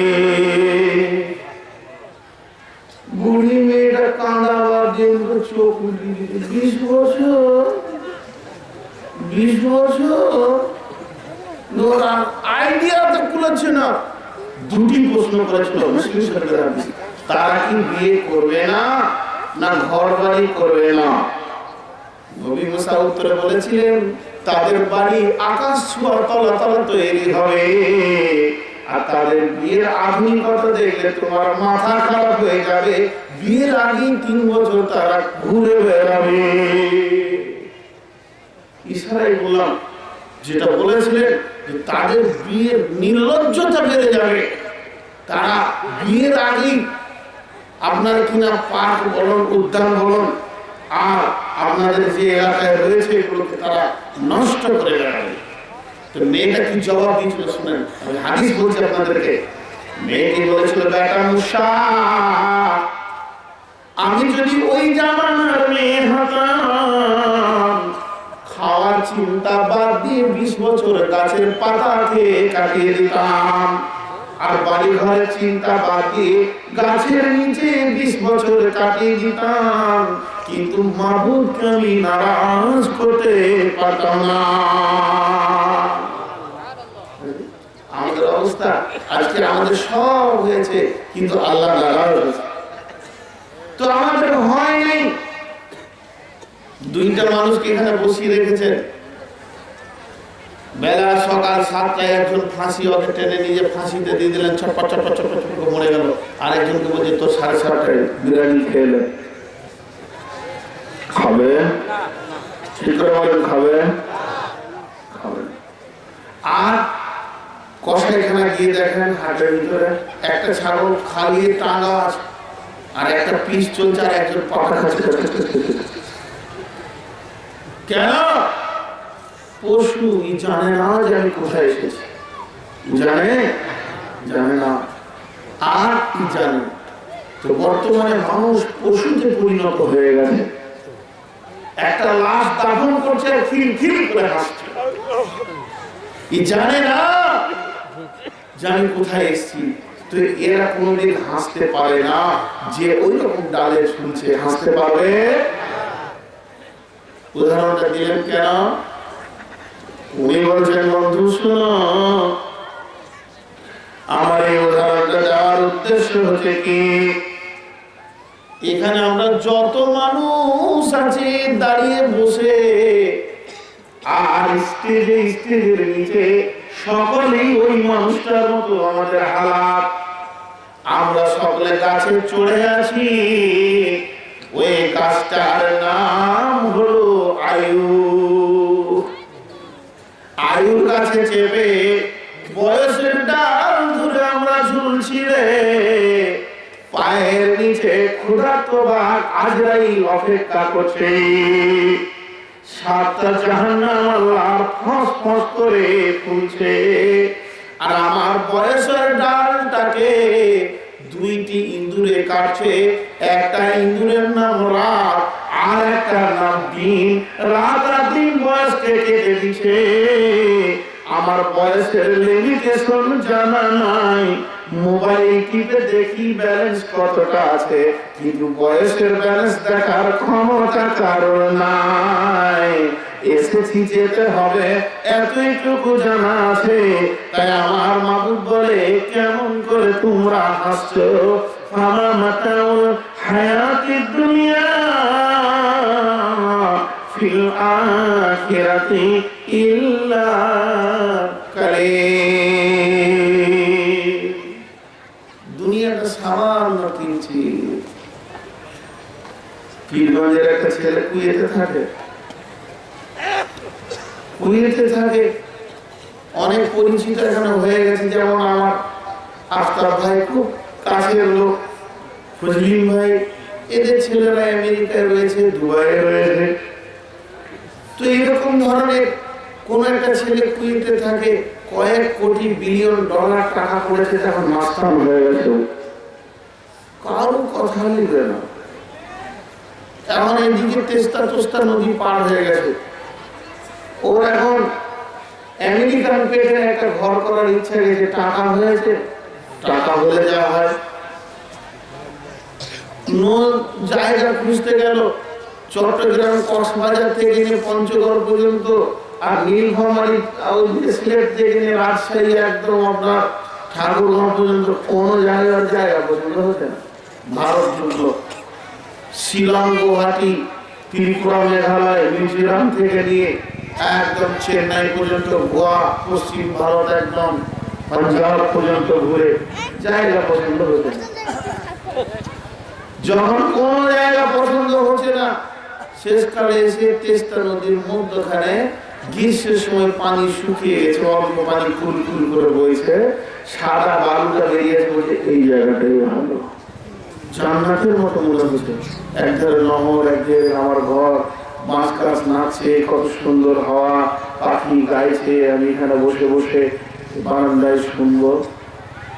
বিদেশে একটা ইঞ্জিনিয়ারকে ফোন করে বললো, ভাইয়া আসেন, প্লেনে নেমে মাইক্রোনে পৌঁছে গেছে। বলছে এই এখানে একটা ভালো বাংলো, এখানে একটা ঘর হবে, এখানে একটা ফ্ল্যাট হবে, এখানে গাড়ি রাখা ঘর হবে, একটা ভালো করে আপনি প্ল্যান স্টিমেন্ট দেন। ইঞ্জিনিয়ার বলছে, ভাইয়া জায়গাটা আমাদের কেমন কেমন লাগছে। বলবি না, খাবারের বসে তোর বাবার টাকা, তোকে প্ল্যান দিতে বলছি, প্ল্যান দেবো, কারো কথা শুনবে না, ওর খালি একটাই উত্তর, তোর বাবার টাকা। আমি এসছি ভারত থেকে, বলছি কি রে বাবা, কবে লেগে বাবা? বলে ও টাকা বোধ করে লেগে বাবা, ঘরটা করবে নাকি? বলছি শিশা এই নদীর মাঝে একটা ঘর করবো। নদীর মাঝে ঘর করতাম, বলে আপনার বাপের টাকা। হ্যাঁ, ইন্ডিয়া থেকে একটু বাড়াবাড়ি করছিল না তো, কারো কথা বলবে না। কবি নজরুল বলছেন, একটা কবিতা শোনা, যদি বিবেক থাকে বুঝে নিবে। কবিতার দুটি লাইন, মুর্শিদ কুলি খাঁ নবাব সিরাজউদ্দৌলা বংশের লোক, ওর কবরে লেখা আছে আজও মুর্শিদাবাদে, দুইটি লাইন। নদীর একুল ভাঙে অকুল গড়ে, নদীর একুল ভাঙে অকুল গড়ে, এই তো নদীর খেলা রে ভাই, এই তো বিধির খেলা। সকাল বেলায় আমি রে ভাই ফকির, সন্ধ্যা বেলা নদীর একুল ভাঙে অকুল গড়ে, এই তো নদীর খেলা রে ভাই, এই তো বিধির খেলা। সকাল বেলায় আমি রে ভাই ফকির, সন্ধ্যা বেলা। সেই নদীর মাঝে কোন ভরসা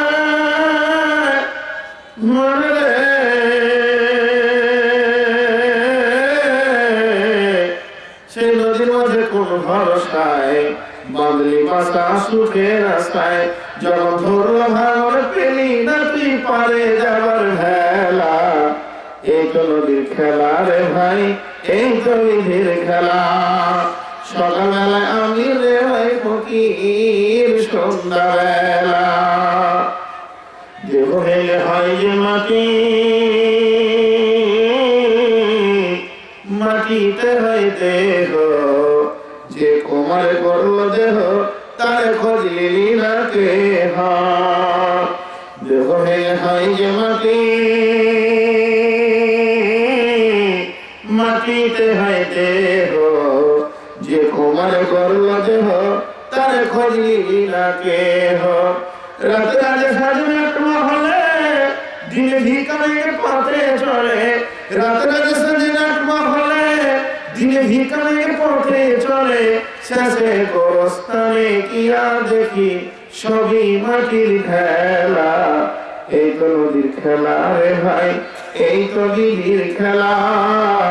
সকালবেলায় আমি রে ভাই ফকির, সন্ধ্যাবেলা কখন তুমি হও উদাসী শাহান সারদেশে। আবার দেখি হাও কয়েদি লইয়া কাফন ভেসে।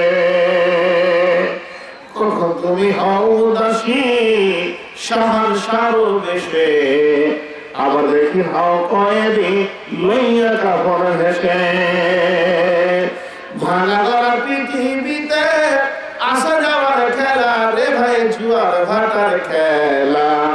এই তো নদীর খেলা রে ভাই, এই তো বিধির খেলা। সকালবেলায় আমি রে ভাই ফকির, সন্ধ্যাবেলা। এরই নাম দুনিয়া। কে আছে দুনিয়াতে? আর কে ছিল? 100 বছর আগে আমরা ছিলাম, 100 বছর পর থাকবো। এনেছিলাম কিছু, নিয়ে যাব কিছু। ছিলাম না, থাকবো, আনিনি, নিয়েও। তাহলে কি নিয়ে যাবো? নিয়ে যাবো একটা, সেটা হলো আমাল। কি নিয়ে যাবো? আমাল। নবী বলছেন খাসলাত মিন উম্মতি মালি মালি। আমার উম্মতের অভ্যাস হচ্ছে শুধু মাল আর মালে। শাহসাকার বাসা মরিবার কালে এই ওসিয়ত করে মরিস সকলে। মরিলে আমার তরে শুনো বারে বার, কাপনের সাথে হাত দেব না আমার। সকলিতে মিলে জুলে খাটিতে করে, দুই হাত ঝুলাইয়া লইয়া যাইয়া মরে। এই হাল দেখে মোর যত মাখলুকাত, আফসোস করিবে আর কহিবে এবার। 7 মুলুকের শাসকের ছিল, সকলে থাকিল যে খালি হাতে গেল। গরিব দুঃখীর বাক হলে সুবচন, সাদরে তারে তুমি করিবে গ্রহণ। সম্রাট গরিবাক হলে কুবচন, ঘৃণা ভরে তারে তুমি করিবে বর্জন। সম্রাট সমসুখী সেই ভিখারি, থাকে যদি তার ঘরে মন মতো নারী। আমার আল্লাহ এবার বলছেন বান্দারে শোন, এতক্ষণ তোদের রোগের কথা বললাম। তোদের রোগটাই হচ্ছে কি, যে দুনিয়াকে তোরা আঁকড়ে ধরেছিস। এবার রোগের ওষুধের কথাটা নিয়ে আমার আল্লাহ বলছেন বিসমিল্লাহির রহমানির রহিম। ইয়া আইয়ুহাল্লাযীনা আমানু হাল আদুল্লুকুম আলা তিজারাতিন তুনজিকুম মিন আযাবিন আলীম। তুমিনুনা বিল্লাহি ওয়া রাসূলিহি ওয়া তুজাহিদুনা ফি সাবিলিল্লাহি বিআমওয়ালিকুম ওয়া আনফুসিকুম, যালিকুম খায়রুল লাকুম ইন কুনতুম তা'লামুন। চারিদিক থেকে মার চলছে মুসলমানদের উপরে, চলছে না? বলেন শুধু বাংলাদেশ না সারা পৃথিবী জুড়ে। হ্যাঁ, তো এই বিষয়টা নিয়ে ঘন্টার পর ঘন্টা বলা যায়, শর্টলি আমি দুটো কথা বলে বেরিয়ে যাবো। আজকের বিষয় এটা না, তবে এলো কেন, এখান থেকে একটা জড়িয়ে আমাকে নিতে হবে। এই যে বিষয়ে বায়ান করছে এই বিষয়ের ওপর, এই যে মার খেয়েছে মুসলমানরা, এর কারণটা কি? এর একটা তো কারণ আছে। কারণটা কি? দিয়ে এক জায়গায় একজন মুফাসসির এইভাবে উপস্থাপন করছেন, মাওলানা হবিবুল্লাহ বুরকায় স্যার, যে মনে করো 20 জন বুদ্ধিজীবী বসেছেন যে মুসলমানদের মার খাওয়ার কারণটা কি। একজন বলছে এটা রাজনৈতিক বিএনপি চাল, কেউ বলছে আওয়ামী লীগের চাল, কেউ বলছে রাজনৈতিক চাল, কেউ বলছে ভারতের ওই মার্ক্সবাদের চাল, গান্ধীবাদের চাল, ওই পাকিস্তানের চাল, ওই ব্রিটিশের চাল, ওই ব্রিটেনের চাল, কেউ বলছে ওই আমেরিকার চাল, যার যেমন গেল বলে নিল। শেষকালে পালা করেছে এক মৌলভী সাহেব, ওকে জিজ্ঞেস করছে ঘটনাটা কি বলতো, কি কারণে মার খেয়েছে? মাওলানা সাহেব বলছেন বিসমিল্লাহির রহমানির রহিম, কুল ইন কানা আবাউকুম ওয়া আবনাউকুম ওয়া ইখওয়ানুকুম ওয়া আযওয়াজুকুম ওয়া আশীরাতুকুম ওয়া আমওয়ালুন ইক্তারাফতুমুহা ওয়া তিজারাতুন তাখশাউনা কাসাদাহা ওয়া মাসাকিন তারজাউনাহা আহাব্বা ইলাইকুম মিনাল্লাহি ওয়া রাসূলিহি ওয়া জিহাদিন ফি সাবিলিহি ফাতারাব্বাসু হাত্তা ইয়াতিয়াল্লাহু বিআমরিহি ওয়াল্লাহু লা ইয়াহদিল কওমাল ফাসিকিন। ভালো করে শুনুন, এই উদাহরণ অনেকবার দিয়েছি বাংলাদেশের মুখে, আবার আজকে দিয়েছি। একটা দাঁড়িয়ে কয়টা পাল্লা? 2টা পাল্লা। এক পাল্লাতে 100 গ্রামের বাটখারা 8টা রাখেন, আর একদিকে 1 কেজির বাটখারা 3টে রাখেন। ওজন কোনটা বেশি হবে? 3টে ওলা না 8টা ওলা? বন্ধুরে আমার আল্লাহ বলছেন এক পাল্লাতে তোমরা 8টা জিনিসকে রাখো, আর একদিকে 3টে রাখো। যে কাঁটাটা দেখো 3 দিকে ঝুঁকছে না 8 দিকে ঝুঁকছে। যদি 8 দিকে ঝুঁকে তোমরা ফাঁসে, আর 3 দিকে যদি ঝুঁকে যায় তাহলে তোমরা মুমিন। একটা পাল্লায় কাকে রাখতে বলছেন? 8খানা মাল। কুলিন কানা আবাউকুম, বাপের মহব্বত, ও আবনাউকুম, সন্তানের মহব্বত, ও ইখওয়ানুকুম, ভাইয়ের মহব্বত, ও আজওয়াজুকুম, বিবির মহব্বত, ও আশিরাতুকুম, বন্ধু বান্ধবের মহব্বত, ও আমওয়ালুন ইক্তারাফতুমুহা, সঞ্চিত মালের মহব্বত, ও তিজারাতুন তাখশাউনা কাসাদাহা, ব্যবসা বাণিজ্য চাকরি বাকরির মহব্বত, ও মাসাকিন তারজাউনাহা, আর যে ঘরটা করেছো ওই ঘরের মহব্বত। বাপ ভাই বেটা সার আপনার কিনা বিবি বন্ধু সঞ্চিত মাল চাকরি বাকরি ব্যবসা বাণিজ্য আর ঘর। আমার আল্লাহ বলছে 8টা মহব্বত যখন তোমাদেরকে ঘেরে ধরে নেবে, 3টে মহব্বত তোমাদের দিল থেকে বেরিয়ে যাবে। আহাব্বা ইলাইকুম মিনাল্লাহি, আল্লাহর উপরে মহব্বত, ওয়া রাসূলিহি, আমার রাসূলের উপরে মহব্বত, ওয়া জিহাদিন ফি সাবিলি, আল্লাহর রাস্তায় জিহাদ করে জান মাল দিতে হবে। এই মহব্বত যখন তোমার দিল থেকে বের হয়ে যাবে, তোমার দিলে এই মহব্বত গুলো কমে যাবে। আমার আল্লাহ বলছেন ফাতারাব্বাসু ফাতারাব্বাসু ফাতারাব্বাসু ফাতারাব্বাসু শব্দের অর্থ হলো ঠিক আছে, অপেক্ষা করো। সকালবেলায় আমি কোচে বাড়ি আছি, মাস্টার মুখলেসুর রহমান আমার গায়ে একটা চর মেরে দিলেন জোরে। আমি বললাম ঠিক আছে, এর মানে কি দাঁড়ায়? হ্যাঁ, বিরিয়ানি খাও, বর্তমানে খেলে শুধু আসলে বসিয়ে দেবো। আমার আল্লাহ ইহু মেসেঞ্জার দিয়ে গুগলস দিয়ে আসমান থেকে দেখছেন সারা পৃথিবীর লোকগুলোকে, বিবির পেছনে, ছেলের পেছনে, বেটার পেছনে, বন্ধুর পেছনে, ভাইয়ের পেছনে, আর মাল চাকরি বাকরি ঘরের পেছনে সারা দিনটা কেটে গেল। আমার কোরআনের পেছনে, আমার পেছনে, আমার নবীর পেছনে সময় দিতে পারলো না। ঠিক আছে, অপেক্ষা কর, এমন একটা দিন আসবে রে, তোদের পিঠের চামড়া তুলে বিজেপি বজরঙ্গে পায়ে জুতা বানাবে। তোরা মসজিদে দাঁড়িয়ে দাঁড়িয়ে কাঁদবি, কিন্তু আমি মাবুদ কবুল করব না।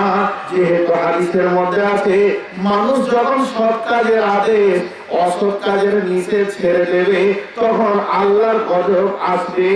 আর সেই জামানার মানুষ কেঁদে কেঁদে দোয়া করলো, মাবুদ দোয়া কবুল করে না। একটা ফুটবল ময়দানে 22টা ছেলেদের একটা ফুটবল মারছে। এই ফুটবল ময়দানে দক্ষিণ দিক থেকে উত্তর দিকে মারতে মারতে নিয়ে গেছে 11টা ছেলে, আর ওই দিক থেকে 11টা ছেলে এইদিকে মারতে মারতে নিয়ে আসছে। হো হো করে হাসছে সব। আমার মতো একটা সাদা সিধে মানুষ ওখান থেকে দেখছে আর কাঁদছে। একজন এসে জিজ্ঞেস করে, কাঁদছে কেন ভাইয়া? বলে, বলটা কি দোষ করলে যত লাভ মারছে? আর এরা কতই বা নিষ্ঠুর, মারছে তাকে দিলে কোনো ব্যথা নাই, ফের খিলখিল করে হাসছে। এমন সময় 2টা প্লেয়ারের পায়ে লেগে বলটা আমার কাছে পৌঁছে গেছে। বলটাকে তুলে ধরে আমি দরদের সঙ্গে বলছি, ভাই বল, তুই একবার মুখ খুলে কথা বল, কি এমন দোষ করেছিস তোকে এতগুলো যুবক পিটাতে রয়েছে? বলটা তখন বলছে, বন্ধুরে তোমার বড় দরদ দেখছি, কারণ হচ্ছে শুনে নাও, আমার পিটানি খাওয়ার কারণটা শুনে নাও। আমি গরু চুরি করিনি, বেইমানি করিনি, মিথ্যা কথা বলিনি, কাউকে আমি কিছু করিনি, কারো ঘরে আগুন লাগাইনি, এরকম কোনো অপরাধ করিনি। তবে আমাকে মার খেতে হচ্ছে তার একটাই কারণ, আমার ভিতরটাই ফাঁকা। ভিতর ফাঁকার কারণে লাভ খেয়েছি, আমার কপালে লাঠি চুলছে সারা জীবন। বন্ধুরা আমার, বর্তমানে মুসলমানের ভিতরটা ঈমান থেকে ফাঁকা। আল্লাহ নাই, রসুল নাই, দ্বীন নাই, কালাম নাই। এর জন্য বর্তমানে এরা রাজনৈতিক ময়দানে ফুটবলের মতো ব্যবহার হচ্ছে। এদেরকে দুনিয়ার চিটার হয়ে গেছে। এরা মাহবুবকে চিনতে পারে। আমার আল্লাহ বলছে, বাঁচবি ওই আজাদ থেকে, কালকে সব বেরিয়ে যা, দিয়ে আন্দোলন শুরু কর। আন্দোলন কেমন? বাঁচতে যদি চাস 3টে কাজ কর। কথা বলছে, বিসমিল্লাহির রহমানির রহিম, ইয়া আইয়ুহাল্লাযীনা আমানু হাল আদুল্লুকুম আলা তিজারাতিন তুনজিকুম মিন আযাবিন আলীম তু'মিনুনা বিল্লাহি ওয়া রাসূলিহি ওয়া তুজাহিদুনা ফি সাবিলিল্লাহি বিআমওয়ালিকুম ওয়া আনফুসিকুম যালিকুম খায়রুল লাকুম ইন কুনতুম তা'লামুন। হে ইমানদাররা, তোমাদেরকে কি এমন একটি ব্যবসা শিখিয়ে দেব না যে ব্যবসাটা করলে তোমরা আযাবে আলীম থেকে বেঁচে যাবে? সেটা প্রথম নম্বর হচ্ছে তুমিনুনা বিল্লাহ, আল্লাহর উপরে পরিপূর্ণ ঈমান নিয়ে এসো, ওয়া রাসূলিহি, আর আমার রাসূলের উপরে ঈমান আনো, আল্লাহকে এক বলে মেনে নাও, আল্লাহর প্রতি সম্পূর্ণ আকীদা বানিয়ে নাও। আমার মাবুদ ছাড়া কিছু হয় না, যা কিছু হয় মাবুদের তরফ থেকে হয়। ওয়া রাসূলিহি, নবীজির তরিকা ছাড়া পৃথিবীর কোন তরিকায় মহব্বত কিছুতেই কামিয়াবি নাই। সমস্ত কামিয়াবি লুকিয়ে আছে নবী মুহাম্মদ রাসূলুল্লাহ সাল্লাল্লাহু আলাইহি ওয়াসাল্লামের তরিকায়। এর উপরে তুমি ঈমান আনো, ও তুজাহিদুনা ফি সাবিলিল্লাহ, আল্লাহর রাস্তায় জিহাদে বের হয়ে যাও। জিহাদের 2টি ভাগ, জিহাদে আসগর, জিহাদে আকবার। সবথেকে বড় জিহাদ হলো নিজের মাল, নিজের বেডিং নিয়ে লোকের দরজায় দরজায় ঘুরতে শুরু কর। চল নামাজে চল, তোকে ভাবি সান্ত্বনা, তুই বকে ভাবি বল। এটা হলো সব থেকে বড় জিহাদ। মুসলমানের উপরে মেহনত করো, বিধর্মীর উপরে মেহনত করো। আর 2 নম্বর জিহাদের তর্জমা হচ্ছে তুমি জানলাও, মানলাও, হাতে তলোয়ার নাও, দিনের বিরুদ্ধে যে কাজ করছে তার সামনে বলিষ্ঠ হয়ে উঠে দাও। আল্লাহর জমিনে আল্লাহর দ্বীনকে কায়েম করার চিন্তা ভাবনা নাও। এই কাজ যদি করো, আমার আল্লাহ বলেন যালিকুম খায়রুল লাকুম ইন কুনতুম তা'লামুন, এটাই তোমাদের জন্য ভালোই হবে যদি তোমরা জানতে। তাদের লাভ কি হবে? আমার আল্লাহ বলছেন ইয়াগফির লাকুম যুনুবাকুম ওয়া ইয়াদখিলুকুম জান্নাতিন তাজরি মিন তাহতিহাল আনহার। ওই লোকেরা যখন বের হয়ে যাবে, ইয়াগফির লাকুম যুনুবাকুম ওয়া ইয়াদখিলুকুম জান্নাতিন তাজরি মিন তাহতিহাল আনহার ومساكن طيبة في جنات عدن ذلك الفوز العظيم। এই মুজাহিদেরা কোরআনকে প্রতিষ্ঠিত করার জন্য যারা বাড়ি থেকে বের হয়ে যায় নীরব বিপ্লব নিয়ে, যারা আল্লাহর রাস্তায় বেরিয়ে যায়, কিংবা যারা অস্ত্র নিয়ে জিহাদের ময়দানে বের হয়ে যায়, যে কালকে যে বয়ানটা করেছিলাম লোহাগাড়াতে, আমার নবীজি বলছেন ওয়াইয়া কাল ফিরারা মিনা জাহাতি ওয়াইন হালাকান নাস। হে মা, তোমার সমস্ত সাথী যদি জিহাদের ময়দানে মারা যায়, তুমিও শহীদের দরজা গ্রহণ করে নিও। খবরদার জিহাদের ময়দান থেকে পালাইও না। জিহাদের ময়দানের পেছন পায়ে জাহান্নাম, সামনে পায়ে আছে জান্নাত।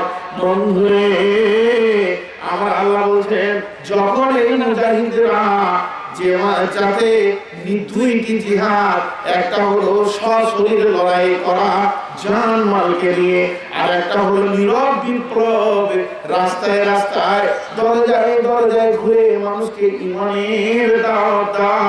এরা যখন বাড়ি থেকে বের হয়ে যায়, এদের চৌকাঠা থেকে যখন একটি পা বের হয়, আর একটা পা বের হওয়ার আগে তাদের জীবনের গুনাহ মাফ হয়ে যায়। ইয়াগফির লাকুম যুনুবাকুম ওয়া ইয়াদখিলুকুম জান্নাতিন তাজরি মিন তাহতিহাল আনহার। এদের জায়গা হবে এমন একটি জান্নাতে যার তলদেশে নদী প্রবাহমান আছে। ওয়ান হাকাম বিনতে মাদিয়া রাদিয়াল্লাহু তাআলা আনহু قال قال رسول الله صلى الله عليه وسلم إن في الجنة بحر العلم بحر الأصل بحر الخمر بحر الماء। আল্লাহ নবী বলেন জান্নাতে চারখানা নদী আছে রে, যে চারটা নদী, একটা দুধের মধুর স্বাদে আর খাস পানি, আর তার থেকে ছোট ছোট কুলকুল করে বইছে। এই লোকগুলো দুনিয়া আযাব থেকে বাঁচবে। ওয়া তুহিব্বুনাহা নাসরুম মিনাল্লাহি ওয়া ফাতহুন কারীম ওয়া বাশশিরিল মুমিনিন। এরা দুনিয়া আযাব থেকে বাঁচবে, দুনিয়াতে যার হাতে করে দেওয়া হবে, রাজ গদিয়ে যার হাতে চলে আসবে, এরা শাসন করবে, এরা পৃথিবীর বুকে নিজেদেরকে ঈমান রেখে প্রতিষ্ঠিত করতে পারবে, আর একদিকে এরা জান্নাতের মেহমান বানবে। ভাইয়া, অনেকে উঠছেন, হালকা হাওয়া বইছে, আর এই হাওয়াটা আপনাদেরকে শীত লাগছে, অবশ্যই লাগছে। আমি তো ঘেমে গেছি, তবে আমি যখন নামবো তখন আমাকেও শীত লাগবে।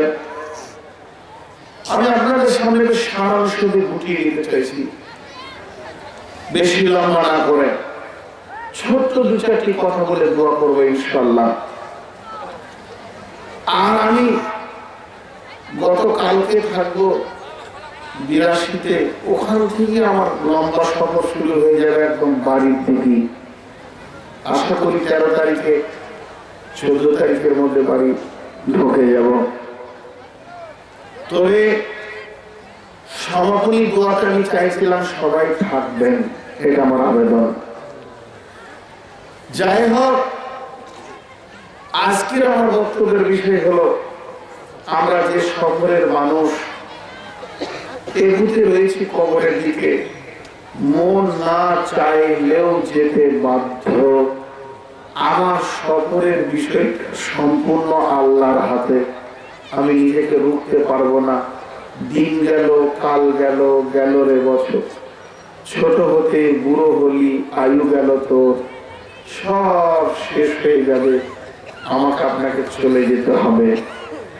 তাই আমি বললাম দুনিয়া একটা ধোঁকার জায়গা, এর থেকে আমরা ধোঁকার ছুটিকে খুলে নিব। আমাদের আসল জায়গার নাম হচ্ছে জান্নাত।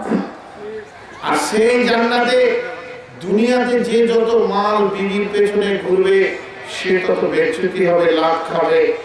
আর যে যত আল্লাহকে সম্মান দেবেন, আল্লাহ তাকে দুনিয়াও দেবে, আখিরাতও দেবে, সর্বোপরি সে জান্নাতের মেহমান। তো ভাইয়া, দু তিনটে কথা আমি ব্যক্তিগত আপনাদেরকে বলছি, আমার জীবনের ব্যক্তিগত কথা একটু সময় নিচ্ছি, কেউ মাফ করবেন। আমি এরকমই বায়ান করি, এটা আমার বায়ানের নীতি, এইভাবেই চলি। অনেকে অনেক এঙ্গেল থেকে টেলিফোনে আবেদন করছে, কেউ বলছে জিহাদের কথা বলেন, বাংলাদেশে কি করে রাজে আসবে ইসলাম, সব বলেন। মাফ করবেন, এটা আপনার জায়গা, আমি প্ল্যান স্টিমিট করে লাভ পাবো না। আমি জিহাদ করি, আমার দিন চাই পৃথিবীর বুকে কোরআন প্রতিষ্ঠিত হোক, আমি ক্লিয়ার বলছি। কিন্তু আমাকে জমি দিয়েছে আল্লাহ ভারত, আপনাকে দিয়েছে বাংলাদেশ। নিজে নিজে জমি চাষ করি, আপনার মাসে কোনো জমি পড়ে থাকবে না। তো আমি আমার জায়গায় আমার জমিনে ভাববো, আপনি আপনার জমিনে ভাববেন, এটা দাওয়াত দিয়ে যাচ্ছি। কিন্তু একটা কথা বলবো, যখনই সময় পাবেন কোরআনের খিদমত করবেন, আল্লাহর খিদমত করবেন, মসজিদের খিদমত করবেন। বেশি দিন আমরা পৃথিবীর বুকে থাকবো না। পৃথিবী এখন চলে এসছে মরণ ফাঁদের কাছে। এখন আপনার আমার মত তো দূরের কথা, পৃথিবীর মত হবে। ভাইয়া যারা উঠছে, মনে হয় ওদেরকে বললাম যে উঠে চলে যান, তাই না? এটা তো ঠিক নয় ভাই। আমাকে মানা করেছে যে করার কথা বলিয়ে না, কিন্তু আমার খুব ঝাল আছে। একবার আসামে ধানি লঙ্কা মুখে ঘষে দিব তো বাপ বাপ করে দৌড়ে বেড়াবেন। আমি বরদাস্ত করতে পারি না এরকম ধরনের বদমাস গুলোকে, শেষ দোয়াটা না করে এরকম লাইন যে উঠে কি করে, এর আসে কি করে। তো আপনাদেরকে আমি বলছি একটি কথা, হয়তো আগামীতে হায়াতে বেঁচে না থাকলেও না থাকতে পারি। এখানে এসেছি আমি ডিসেম্বরের 15 তারিখে ঢুকেছি, ডিসেম্বরের 9 তারিখে আমি অ্যাক্সিডেন্ট করেছিলাম। সেদিনই তো আমার চলে যাওয়ার কথা দুনিয়া থেকে। আমি নিজেই ড্রাইভিং করছিলাম 4 চাকার গাড়ি। তো জালসা করেছি মুর্শিদাবাদের নবাব সিরাজুল্লাহর এখানে। আমার বাড়ি থেকে 165 কিলোমিটার দূর। নিজেই ড্রাইভিং করে যাচ্ছিলাম, আমার ড্রাইভারের ছেলে অসুস্থ। ও ছেলে মুমূর্ষ অবস্থায়, কিছু বলতে পারলাম না। ড্রাইভিং করে যাচ্ছি, যেতে যেতে যেতে যেতে প্রায় 120 কিলোমিটার চলে গেলাম। ভাইয়া আমি 4 চাকা ভালোই চালাই, কিন্তু এই যে রাত জায়গা জালসা করেছি, হ্যান্ডেলে ঘুমিয়ে গেছি। ঘুমিয়ে গেলাম মানে হালকা ঝটকা, একটা ঘরে গিয়ে মেরে দিল। সেই গাড়িটা আজকে ঢুকেছে আমার বাড়ি। এই মাত্র টেলিফোন হলো, কোম্পানি আবার গাড়ি চেঞ্জ করে দিল, নতুন গাড়ি। যেহেতু এখন ইনস্যুর আছে, সেই হিসেবে আমার বাড়ি থেকে আমার কোম্পানির বাড়ি হয়েছে 3500 কিলোমিটার দূর। সেই গাড়ি গেল, রিপেয়ার হলো, তারপরে আসলো। আজকে আমার বাড়ি সন্ধ্যার সময় পৌঁছিয়েছে।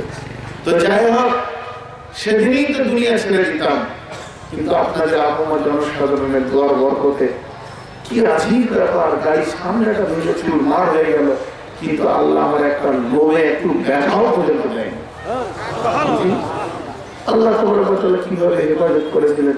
অনেক আসছে, আর আমি মরবিশাল মানুষ তো ভাবতে পারছি না যে ড্রাইভিং করছে। এসে বলতে, হুজুর আপনার ড্রাইভার কোন? আমি চালাচ্ছিলাম। আপনি বেঁচে আছেন? অবাক হচ্ছে, আপনি বেঁচে আছেন? হ্যাঁ, একটা হিন্দু গ্রাম বলে আমাকে প্রণাম করতে লেগেছে। বলছে আপনি খোদার দেবতা, এইগুলি বেঁচে আছেন।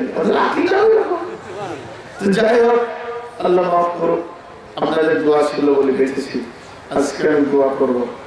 এই দোয়ার আগে একটা কথা বলবো, কাউকে জবরদস্তি করবো না। পীরগঞ্জের রেলঘন্টি মসজিদটা আমি ওখানে প্রায় আসতাম, দুটি কথা বলবো বলেছি, 5 মিনিট নয় 2 মিনিট টাইম জোড়া করে, যদি আমাকে ভালোবাসা করবেন না। মাস্টার মুখলেসুর রহমানকে নিয়ে অনেকে ভাবে যে এর সঙ্গে এত কেন সংযোগ। সংযোগ স্থানটা বলে দিই, একটা মুসলমানের সঙ্গে আর একটা মুসলমানের সংযোগ হতে বেশি সময় লাগে না। উনি ওনার স্ত্রীকে নিয়ে ইন্ডিয়ায় চিকিৎসা যেতেন, সেই সূত্রে আমার সঙ্গে সম্পর্ক। কিন্তু বর্তমানে কেমন সম্পর্ক বলে দিই, মুখলেসুর ভাই বলছে যে ভাই জায়গাটা খালি আপনার নামে রেজিস্ট্রি করে দিই। কি অবস্থা চলছে, দেবে আমি নিব না, মানে আপনি এখানে বাড়ি বানান, আসেন, থাকেন। তো আপনারা আর দ্বিতীয় প্রশ্ন না করে জানবেন, আমি আমার বাপের 5টা ছেলে আর মুখলেসুর ভাইয়ের বাপের 3টে ছেলে, আমি ওর একটা ভাই, এছাড়া আর কিছু বলার নেই। এবার পাশে যিনি বসে আছেন ইনি বললেন 2-3বার ভাই তো ইনার সঙ্গে রিলেশনটা কেমন গোয়াগাড়া থেকে। তারপরে আমি যে ইন্ডিয়ায় গেছি, আমাকে ইনি হেল্প করেছেন যথেষ্ট। তার কারণটা বলে দিই, গতবারে যখন বাই এয়ারপ্লেনে আসছিলাম, তো আমার ভিসাটা একটু গোলমাল হয়ে গেছিল। তো বাই এয়ারটা কেউ লিখতে চাইছে না, দালালকে বললাম 2000 টাকা দিব এটা বাই এয়ার করে নিয়ে দিল্লিতে আমি যাবো না, আমার অসুবিধা আছে। কিন্তু মানবে না, ওখানে একটু বিজেপিকে নিয়ে দ্বন্দ্ব চলছিল, মুসলিমদের ঢোকার মুশকিল আছে বালুরঘাট, মানবে না। শেষকালে চাচাজিকে ফোন করলাম, চাচা আপনি একটু হেল্প করেন। বলে কি বলে, দূতাবাসে একটু বলে দেন। তো বললো যে আপনি যান, আমি যাই হোক বলে দিব। যাই হোক আল্লাহ ওনাকে সেই যোগ্যতা দিয়েছেন। জোয়ার সঙ্গে সঙ্গে গেটটা দরকারে খুললাম, আমি নূর মোহাম্মদ বলছি, আমার একটা বাইয়ার করতে হবে। ও হুজুর আপনি আছে, ঠিক আছে করে দিচ্ছি, চট করে দিলেন। তো মানুষ যখন কারো কাছ থেকে কিছু পায়, তার কৃতজ্ঞতা স্বীকার করতে হয়। কৃতজ্ঞ যে স্বীকার করে না, সে পৃথিবীর মধ্যে মানুষের মধ্যে না। এর জন্য আমি মাঝে মাঝে ফোন করি যে আবার কখনো ভিসা তুলতে গিয়ে, তার মানে আমি স্বার্থপর নয়, এটা ভাবিয়েন না। তো এই হিসাবে আপনাদের সঙ্গে আমার রিলেশন, সর্বোপরি সব কথা বাদ দিয়ে দেন, আপনারা আমার আপনজন, আপনাদের আমিও আপনজন। শুধু তার কাটা বুকের ব্যথাটাকে আটকে রাখতে পারবে না। ইনশাআল্লাহ একদিন আবার একসঙ্গে হয়ে যাব, কিয়ামতের ময়দানে জান্নাতের সঙ্গে হয়ে যাব, পৃথিবীতেও হতে পারে। দেখেন, এখন আমি একটা দোয়া করার আগে কথা বলবো। তো ওই রেলগঞ্জের ওই দিকে জবার যেতাম, জায়গাটা দেখতাম আর বলতাম এইখানে কি একটা মসজিদ হবে না? আল্লাহর কসম করে বলছি, মাস্টার ভাইয়ের জানলাটা খুলে বলতাম এখানে কি একটা মসজিদ হবে না? তো আল্লাহ আমার এই আঙুলটাকে কবুল করে নিয়েছে। এই আমার আঙুলের উপর দিয়ে পৃথিবীর বুকে 6 থেকে 7খানা মসজিদ হয়েছে, আল্লাহ কবুল করেছে। তার মধ্যে রেলগঞ্জি মসজিদটা একটা রানী সংখ্যালে আছে, আর একটা আছে আমার ইন্ডিয়ার ভিতরে 2-3টে আছে। আমি এক জায়গায় দাঁড়িয়ে বলছি এখানে একটা মসজিদ হতে হবে, আল্লাহ দিয়েছে হয়েছে। তো এই মসজিদটার সঙ্গে আমি এতটা জড়িত যতটা আমি আমার শরীরের চামড়ার সঙ্গে জড়িত। ক্লিয়ার বললাম, আমার দিন, আমার এই মসজিদ। এখানে তারা বিশেষ করে আমাকে টেলিফোন করে, আমি ভারত থেকে 10 মিনিট মোবাইলে দোয়া করেছি খতম তারাবিতে। আপনারা কেউ জানেননি, মসজিদের সমস্ত সাথী খেলেছেন। কিন্তু ভাই মাঝে একটা কথা বলবো, দুঃখ নিয়েন না, আপনাদের হাতে পায়ে ধরে বলছি। সেই কথাটা কি, আমি আকীদাতান আহলে হাদিস আর আপনি আকীদাতান হানাফি। মাশাআল্লাহ, আপনি আপনার মুফতির কাছ থেকে ফতোয়া নিয়ে রাস্তা দেখবেন, আমি আমার মুফতির কাছ থেকে ফতোয়া নিয়ে রাস্তা দেখব, তাই না? এখানে টকরাও আসবো না। তবে আমি আমার ওস্তাদকে একটা কথা জিজ্ঞেস করেছিলাম, মাওলানা ভাইয়ের সাথে, হানফি সাহেব মালিক রহমতুল্লাহ দেওবন্দি আহলে হাদিস সুন্নি, এরা কে ঠিক আছে? বলো শিয়া এবং ব্রেলেভি বলতে যারা মাজার পূজা করে, এদেরকে বাতিল ঘোষণা করো। বাকি দেওবন্দি, হানফি, আহলে হাদিস, হালফি, মালিকি, হাম্বলি, এই যে বাল্বগুলো চলছে, কোনো বাল্ব যদি লাল হয়, কোনোটা সবুজ হয়, আলো লাল সবুজ হবে, কিন্তু মোটর একটাই, বিদ্যুৎ এক জায়গা থেকে। প্রত্যেকটি রাসূলের হাদিসের উপরে চলছে এক এক নজরিতে। যেহেতু সাহাবীদের ভিতরে দ্বিমত ছিল, কোরআনে আছে ফাসিলু ওয়াজহুকুম আইদিয়াকুম ইলাল মারাফিক, এই পর্যন্ত তুমি ধো। আবু হুরায়রা এই পর্যন্ত পানিটা টানছে, হযরত ওমর এদিকে ধরে বলছে চল তোর বাড়াবাড়ি ঠান্ডা করছি। হুজুর কতটা পানি দিতে হবে? বলে এতটা, বলছি এতটা টানছে কেন? আমি কথা কোনদিন দিই না, বলতে বাধ্য হয়েছে। তো আল্লাহ রসুল বলছে মা তুমি ওর গলাটা তো ছাড়ো। তো ছাড়লো। তো বলছে এতটা, হুজুর বলছে তাবু হেরাকে হুজুর জিজ্ঞেস করছে তুমি এতটা টানছো কেন? বলছে হুজুর আমি উজুর জন্য তো টানিনি, উজু এই পর্যন্ত হয়ে গেছে, কিন্তু আপনি একটা কথা বলেছেন উজুর পানি যতদূর যাবে নূরে ঝকমক করবে কিয়ামতের মাঠে। একটু বেশি করে করে গায়ে বুলিয়ে দিচ্ছি এগুলো যেন কিয়ামতের মাঠে নূরে ঝকমক করে। তো বেশ দেখো এখন যদি কেউ আবু হুরায়রাকে দেখে এগুলো এরকম করে, সেও রাসূলের সাহাবীকে মানছে, আর যে উমারকে দেখে এই পর্যন্ত টানবে সেও রাসূলের সাহাবীকে মানছে। এই কি মত না কি দরকার আছে? তো আমি যখনই আসি ওই মসজিদওয়ালারা আমাকে এই পর্যন্ত বলে রেখেছে যে আপনার আঙ্গুলের ইশারাতে আমরা মসজিদটা পেয়েছি, এই হিসাবে এই মসজিদে আপনি যতদিন আসবেন নামাজটা পড়াবেন, খুতবাটা দেবেন। আমি বলেছি ভাই ফিতনা করতে রাজি নয়, আমি তো বাংলা খুতবা ছাড়া আমি দিতে পারবো না। পারবো না মানে দুর্বল নয়, পারবো না, আমার দ্বারা হবে না, উল্টো পাল্টা লেগে যাবে, ফুফুকে নামাজ হয়ে যাবে তখন। তো বলছে আপনি বাংলা দিয়ে দেবেন। তো ওখানকার মসজিদের সাথীরা এতটাই আমার প্রাণকে দখল করেছে যে খুবই ভালো লাগছে।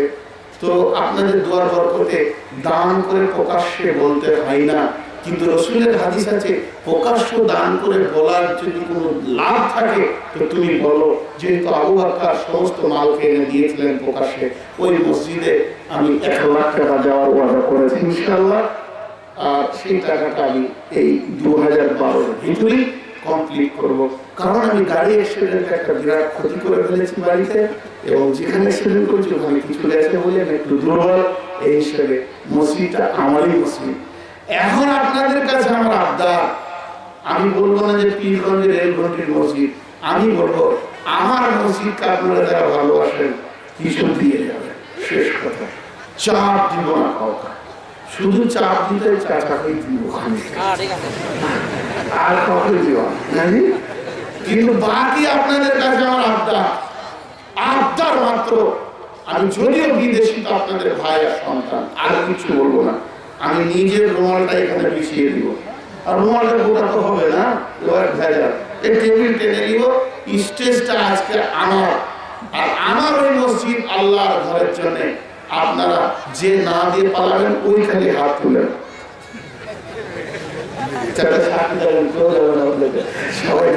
যতই কষ্ট হোক, যত কষ্ট হোক, সময় একটু বেশি লাগুক, আপনি ক্যামেরাটা তুলে দেখেন যে তখন লটপট করবেন, গোটা স্ট্যান্ডটা তুলে ওখানে লাগিয়ে রেখে দেন। যতই কষ্ট হোক আপনারা দেবেন ইনশাআল্লাহ।